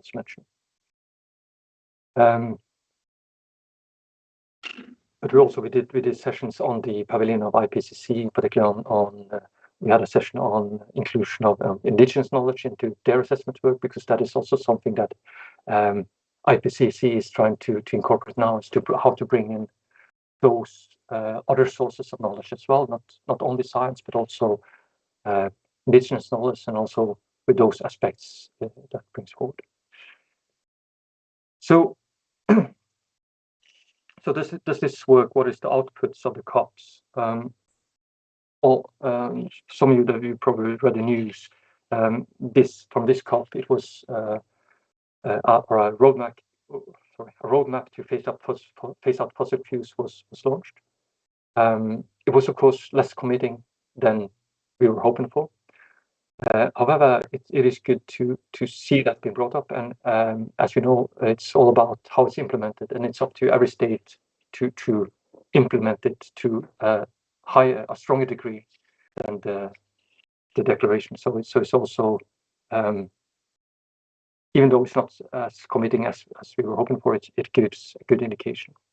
But also there are things going on in the margins of the official negotiations, and we saw, for instance, in the COP in Glasgow, which is now 4 years ago, not as a part of the official declaration, but as a part of negotiations going on in the margins of the official negotiation. The methane pledge came up. The methane pledge was a major step forward in reducing one of the major shortly climate forces, methane, by a series of voluntary states who committed themselves to follow a roadmap on reduction of methane. And also this year we've seen a similar initiative on black carbon. Black carbon is a very strong climate forces for the Arctic, as the radiative forcing it has on snow, reducing the albedo is very effective, and actually reducing black carbon is also a way of bending the curve when it comes to climate mitigation much quicker than we can by just reducing CO2 alone. So even though from my side, even though the outcomes were not as good as we were hoping, there are some positive signs there. And of course, there also, you have all the discussions going on when it comes to green innovation and green transition. So we still wait. I mean, it's all about implementation. So one thing is declaration. It's what is just as important is to see how this is taken up and implemented by the states, and that is something we still have to wait to see. So by that, I'll say thank you for your attention.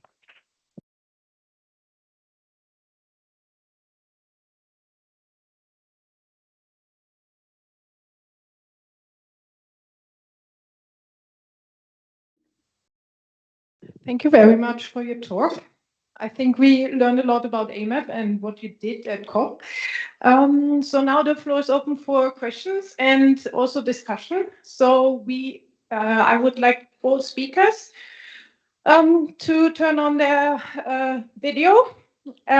So we take this discussion and question round together, and you just address this. You want to ask a question. Who wants to start?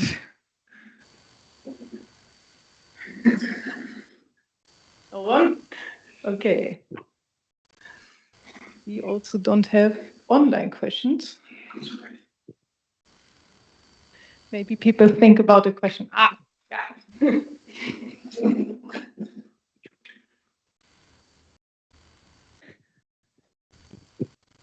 Maybe a general question to all of you.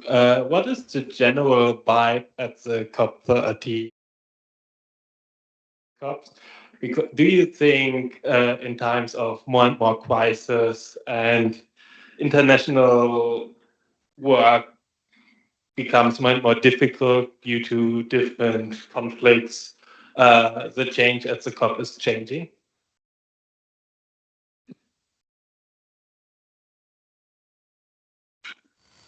I don't know, Susana, good to see you, by the way. I don't know if you want to go first, and if I should start. I can start by saying every COP has this kind of theme, and the theme for this COP was the implementation COP, and then also the indigenous COP. I guess particularly the latter, you can discuss taking some of the protests going on in the outskirts of the COP itself. When it comes to what you say about how does the geopolitical situation or how does the external context affect the COP, it is hard to say. The big change this time was that US was not at the table. So US was not taking part in the COP, and of course US is one of the largest contributors to greenhouse gas emissions. So that is of course of importance, and when it comes to the negotiation itself, it of course affect that. However, when it comes to implementation of the Paris Agreement, the US states are very much deciding on that themselves, on how they would like to adopt the Paris Agreement. And I had the pleasure of being participating in a session by Al Gore at the last COP, and he actually went through that and said, like, you know, the federal implementation is of less importance when you compare it to the implementation by the states. So the different of different states, and we saw that last time as well. Like several of the states still committed themselves to the Paris Agreement, even though US as a nation did not.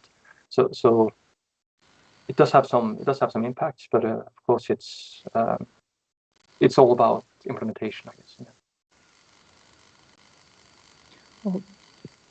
Yeah. Nils, do you want to comment? I can. Yeah, I mean, I can comment. Can you hear me? Yeah. Yeah. Okay, for me, I've only been to, that was the second time I've been to COP, so it's a bit hard to compare for me with how it used to be before. I think rather that like an aspect that you see more is even, especially the last COP, the one in Baku, there was an extreme disagreement on finance, because that was a finance COP about like a new finance goal called the MCQG. And I think there has never been such a strong disagreement on pretty much everything before as in Baku. And that has really changed the kind of made negotiations way more difficult, because that was the point where parties really started objecting items, and the it was barely possible to get any decision at the end. Kind of the presidency, well, we do not know, but kind of ignored countries saying very clearly that they are against the decision, but still the decision was adopted in the end. And that is also what happened at this COP, that in the closing plenary we had a couple of countries being very clear that they do not want this decision, that they are against it. And they had to consult UN lawyers to ask if that decision is still valid, despite several parties expressing that they objected. The lawyer said, yes, it is a valid decision. And we also saw that in June in the SBs, like kind of the intermediate meetings, because there, and that's also something that is quite new, that countries took, I think, 3 days to just agree on an agenda of what to discuss. And that was mainly a result from this, what's called the NCQG drama, that literally parties were not able to agree on anything. So at least from my personal view, that affects the negotiations way more than this general, what you were talking about, this general shift of conflicts in the world. Susana? Yeah, I'll add a little bit. I think thinking about the vibe of COP and sort of how it felt for me being there. This is my 7th round of UN negotiations that I've been involved in, both counting the COPs and the SB meetings. And from a personal perspective, I think it's really important for me to really keep myself very emotionally stable, because it's very easy to get wrapped up in sort of the highs and then the lows. And what I've noticed, and talking with long-term negotiators, people who are devising the Kyoto Agreement and Protocol and Paris Agreement, are just the increase in number of sort of games that are being played. I mean, Nils mentioned that in Bonn last June, that it was several days before we could open the meeting. And, you know, part of that had to do with decisions about what the agenda should be, but also tactics like that are delay tactics, you know, running out the clock. The COPs in the autumn, we can extend negotiations if necessary, but in June, we can't do that. So if we just delay the meeting by 3 days, then that's 3 fewer days that we have to discuss. And some of these used to be a little bit more quietly done, and things now are much more out in the open. And so, you know, we're realizing that we have the system that is increasingly challenging. And, you know, it's what mentioned earlier about the fossil fuel roadmap, the conference that's being held by Colombia and the Netherlands in April, that is sort of decided on the sidelines of, or announced on the sidelines of this COP, and was officially announced, I believe, on the 22nd of September at the UN General Assembly in New York. You know, we're seeing more and more countries say that COP is good for certain things, but it's not necessarily where everything needs to take place. So it's opening a little bit, but you know, one of the issues with mentioning earlier the global goals and adaptation and the 59 indicators that a lot of countries struggled with, and that's from some of the negotiators saying that that's because that the final list that was presented as agreed was not actually the list that had been agreed. It had been modified from between the time they agreed upon it and when it was presented. And so there's sort of increasing things that are out in the open that are requiring more attention and are starting to get that. So it's a process that's developing, especially I think, you know, as we're seeing increasing urgency. And, you know, Rolf spoke about the US and the role of the US not being there. I think it was very mixed from countries, whether it should be there or whether it shouldn't be. During the previous time when the US was dropped out of the Paris Agreement and actually remained part of the Paris Agreement pretty much the entire time due to regulations of when it could drop out, the US still sent a full delegation, and this was the first year that they have not sent a full delegation. But, you know, had they, it would have been an obstructionist party. So in some ways it was good not to have them there, but it also did leave some state powers within the country, but also for other countries as well. More questions? Noé. Yeah, so I think this question also goes to all three of you. So we've been talking a bit about the indigenous protests, and Nils, you also mentioned the Mutirao, but we also had 1,600 fossil fuel lobbyists at the COP, which is, I'm not sure if that's much compared to other COPs that we've seen, or a bit less, but maybe you could see or talk a bit about how you see the impact of COP being at Belém, close to all of these indigenous populations.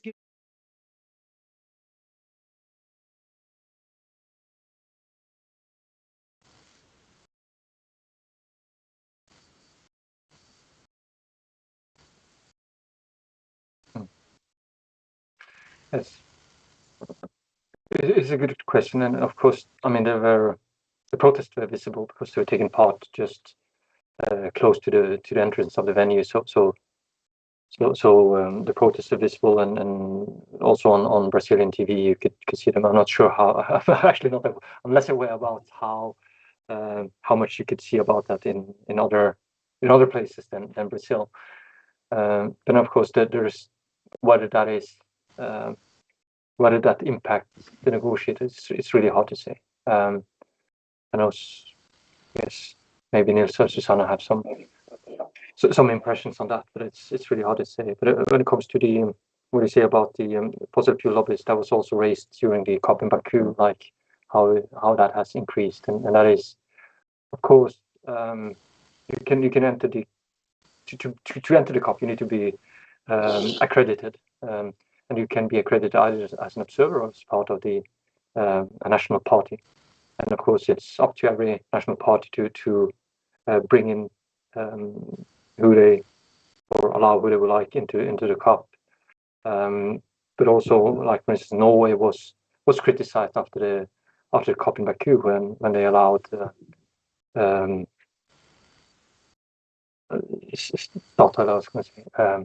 Equinor to go with their batches. So that was it is a debate among the states who you allow to bring on your accredited list.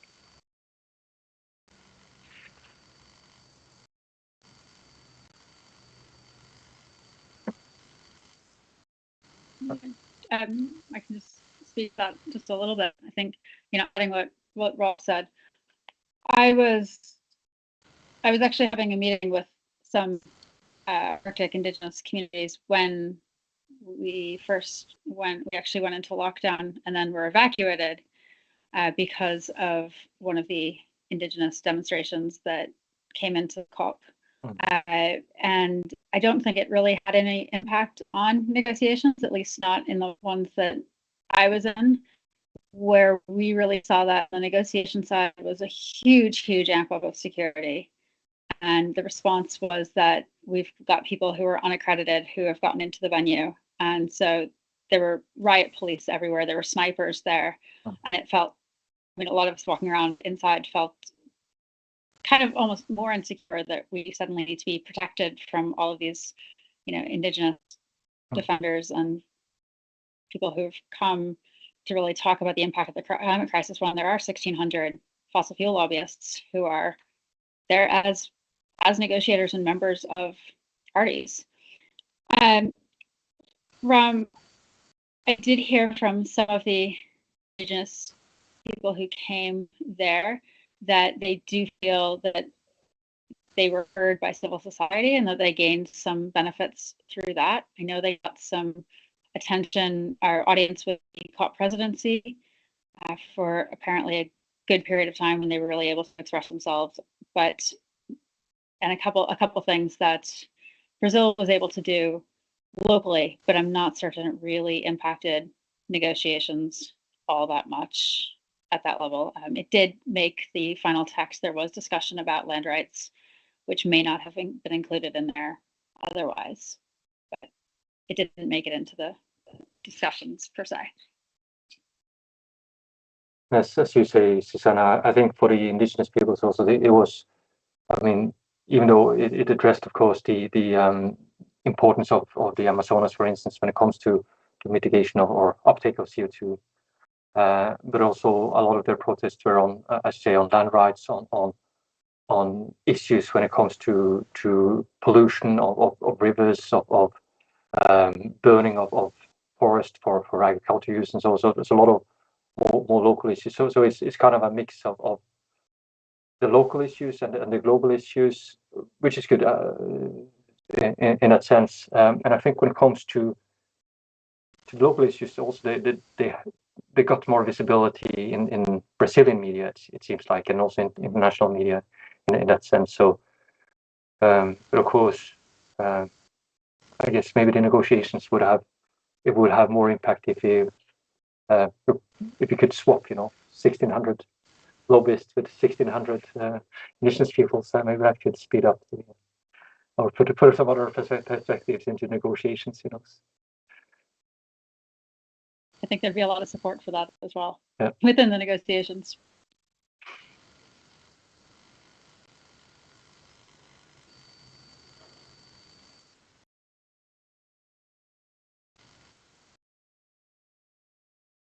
Pledge of anonymous votes to obtain better and faster results.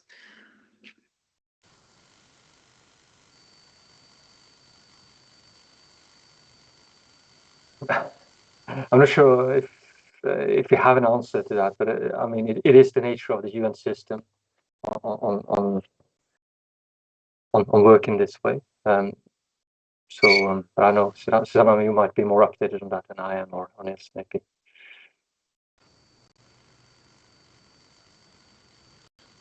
I do not know these details of the process, so I cannot really answer this question. May I just get the question repeated? I'm not certain whether I missed a word.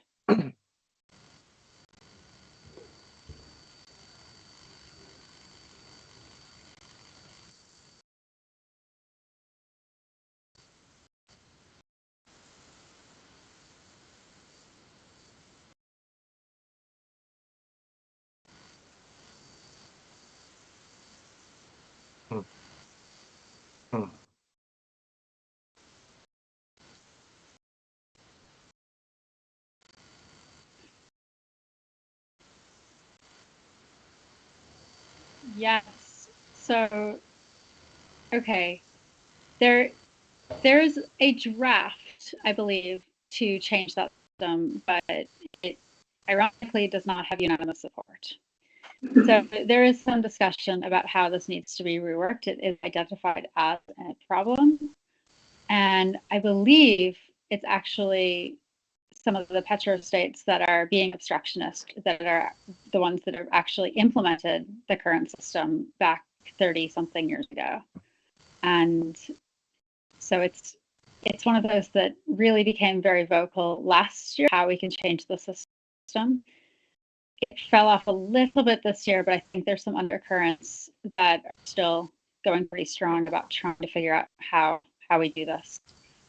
So nothing right now, but there's definite interest in figuring out a better system. Any more questions in the room?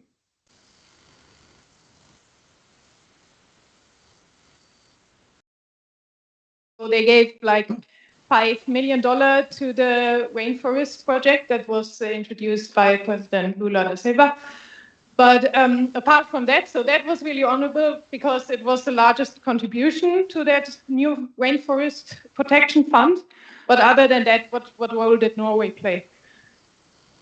I have to say first that, I mean, even though we were on badges from the Norwegian Party Overflow, as it's called, we do not represent Norway and we do not take part in the negotiations on as a part of the Norwegian team there. So just to make clear, so AMAP is a neutral, AMAP Security is a neutral body, and we represent all the 8 Arctic states in that sense. So I do not have a good, I don't have an exact answer to your your question. But I mean, we do take part in. Yeah, we have some information from preparations and so on, and as I said, this was the implementation COP, and one. It was not only for Norway, but from several states. I guess the approach to this COP was also it's better to have implementation started than to bring in new ambitions, because that could kind of that could jeopardize some of the processes. So just as Nils said, you know, some of the like loss and damage, and when it comes to bringing in the funding and so on, that is where the action actually takes place. So not to jeopardize and you know, bring some of those decisions back up on the table, but try to implement those. So, but I guess Susana, you might have a better understanding of not only Norway but also the other Nordic states when it comes to their ambitions on this COP. Okay. Certainly. Oh, are you going, Nils? Okay. I mean, I could say from the negotiation side, you know, when we're working with our Ambition on Melting Ice group, Norway is a huge supporter, and we are quite close with their delegation, along with the delegations of most of the other Arctic states, and also some of the indigenous representation that from those states that come to COP. And that also includes, we do some work not with Russia, for example, or the United States right now as countries, but we do work with some of their subnational groups, both in federal and state level government, but also, again, indigenous groups that are specifically interested in the Arctic. Norway also is very helpful in other countries, other Cryosphere interested countries that are not in the polar regions, in terms of funding and getting people to COPs and helping with some facilitation and really supporting attendance of people from around the world. So, and also Norway is, you know, as a oil producing state, they also came out very strongly this year for the phase out of fossil fuels, and that gave a lot of support for the phase out, because people were looking at it and saying that it's not all oil states that are against this. It's, you know, states like Norway that are really trying to lead that way. So that's good. I guess we should also say, like, the COP is one thing, but it's also all the work before the COP is maybe just as important as the COP itself. And then Susana and ICC have been working a lot with that on how to prep the negotiators on the latest updates on the state of art.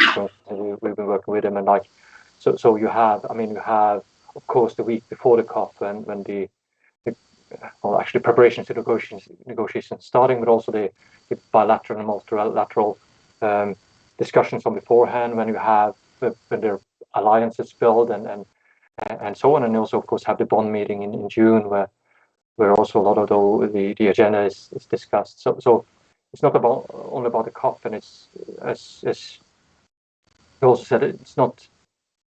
Some of the most important decisions are actually taken outside of the COP or in the margins of the COP on how to move forward. And methane pledge, as I mentioned, is one of them. Another discussion that is going on is, for instance, like who is to be reckoned as industrialized and developing countries. And two of the major ones, of course, reckoned as developing countries right now is India and China. And those are also two of those countries that are some of the main emitters of greenhouse gases. So of course, if they're categorized as industrialized countries, they meet a different ambition when it comes to reduction. So there's a lot of those decisions are actually taken. Those important decisions are taken outside of the COP itself. So it's really it's also well worth to be aware of. So the COP is more like the kind of summing up and conclusions, and they're more like they're more visible event, of course. Yeah, I think that's a very good point. Okay. Oh. I don't need to continue.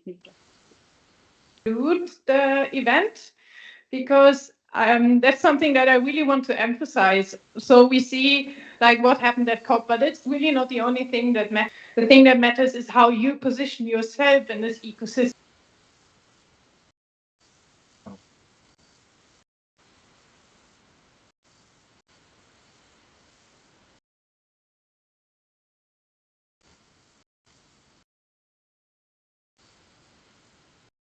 And our role is to deliver the best science possible. And we have so many open questions, like, for example, with the AMAP, we heard this. This has big policy implications. What happens with the AMAP collapse? Is there an AMAP collapse? This could happen within the next 50 years. It's a tipping point with huge consequences, huge nonlinear effects, but we don't really know if it's going to happen, because there's a lot of disagreement in science. So we, and this is only one example, there are so many more examples where Earth system science and things that we can study at UNIS are really relevant to the trajectory of our planet and for next generations. And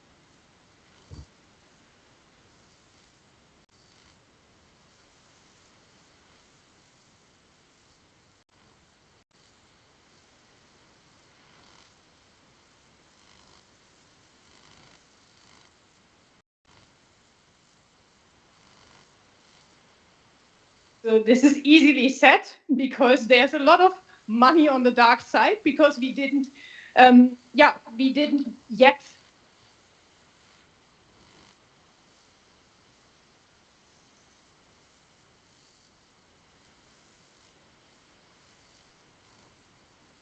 jobs outside there in the world that actually don't contribute to the welfare of future generations. And it's also your responsibility to spend your working time towards something reasonable and good for the future. I mean, it doesn't help if we use our free time like for activism and stuff and then destroy the world in our working time. We need to use our working time to make good impact. Whether you work in science, whether you work in like science to policy, whether you work in something completely different, see to that your impact is getting us on a good trajectory for the future. And everybody has their role to play in this. So I talked earlier in our course about social tipping points. So not only the climate has tipping points like the AMAP, but also social developments have tipping points. And we cannot anticipate what kind of action is leading to such a tipping point. Like a tipping point could be what Greta Thunberg did. So she was just protesting in front of Riksdag. And suddenly this really spiraled up and became a self-enforcing global mass movement. And the thing in social movement is that we cannot foresee what kind of action is leading to such a self-enforcing global mass movement that then really creates lasting change. We just have to keep organizing stuff. We just have to keep exploring new forms of actions, new forms of contributions, new forms of communication. And maybe we will stumble over something that generates then a nonlinear cascade of effects. And that is also where we can lie our hopes in, because if societal development would be linear, we would be doomed. We can really hope that we find the right nonlinear triggers to trigger action. So that's something that I wanted to give you on the way. Proceed your way, find your trajectory that then leads to some better outcome. And don't only rely on international policy.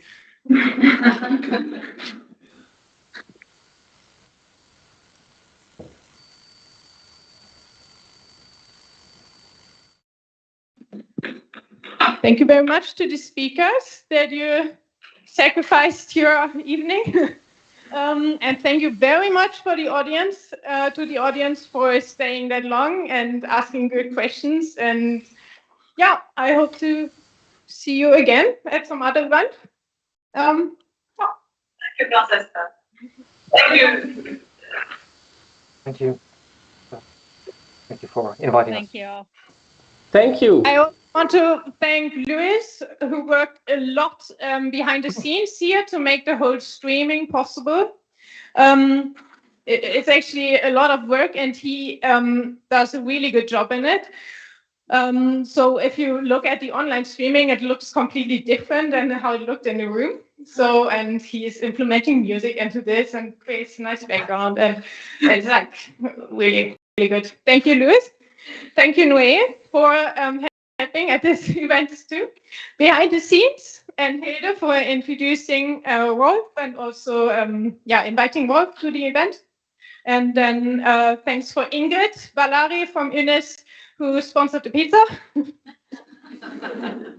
And thanks again to the speakers and the audience. Thank you.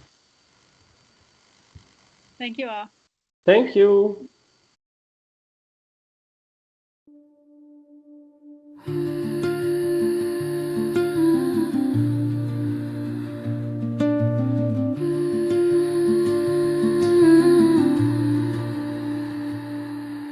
Footprints vanish in the morning glow.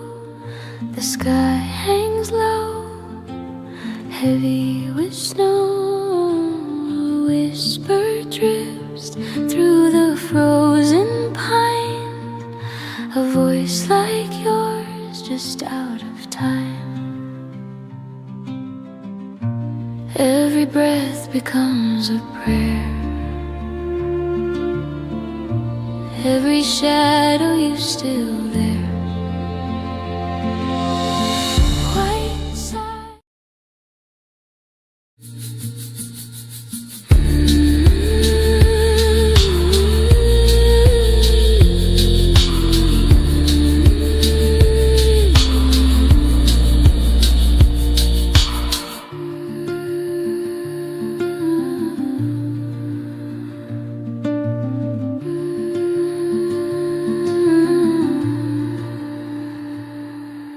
Footprints vanish in the morning glow.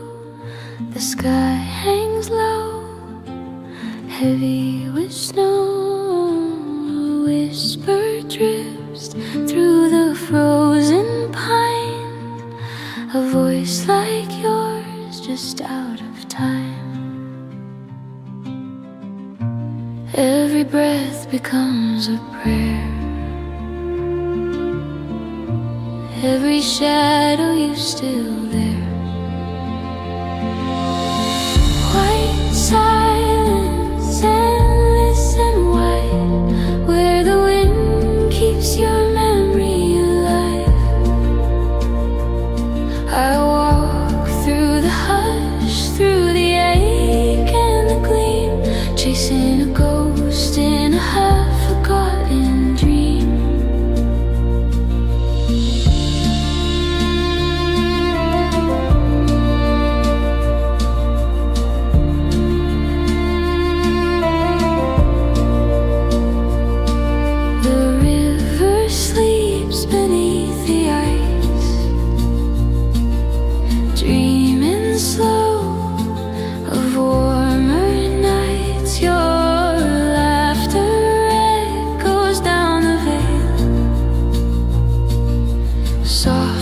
is frost upon my trail. Every spark beneath the skin burns for the warmth that might have been.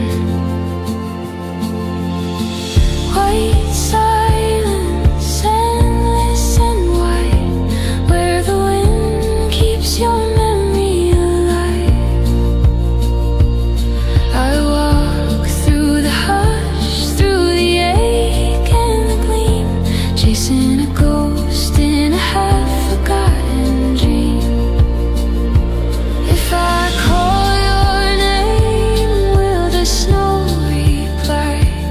If I close my eyes, do I still survive in this quiet? I hear it clear. Love's not gone, it's just frozen here.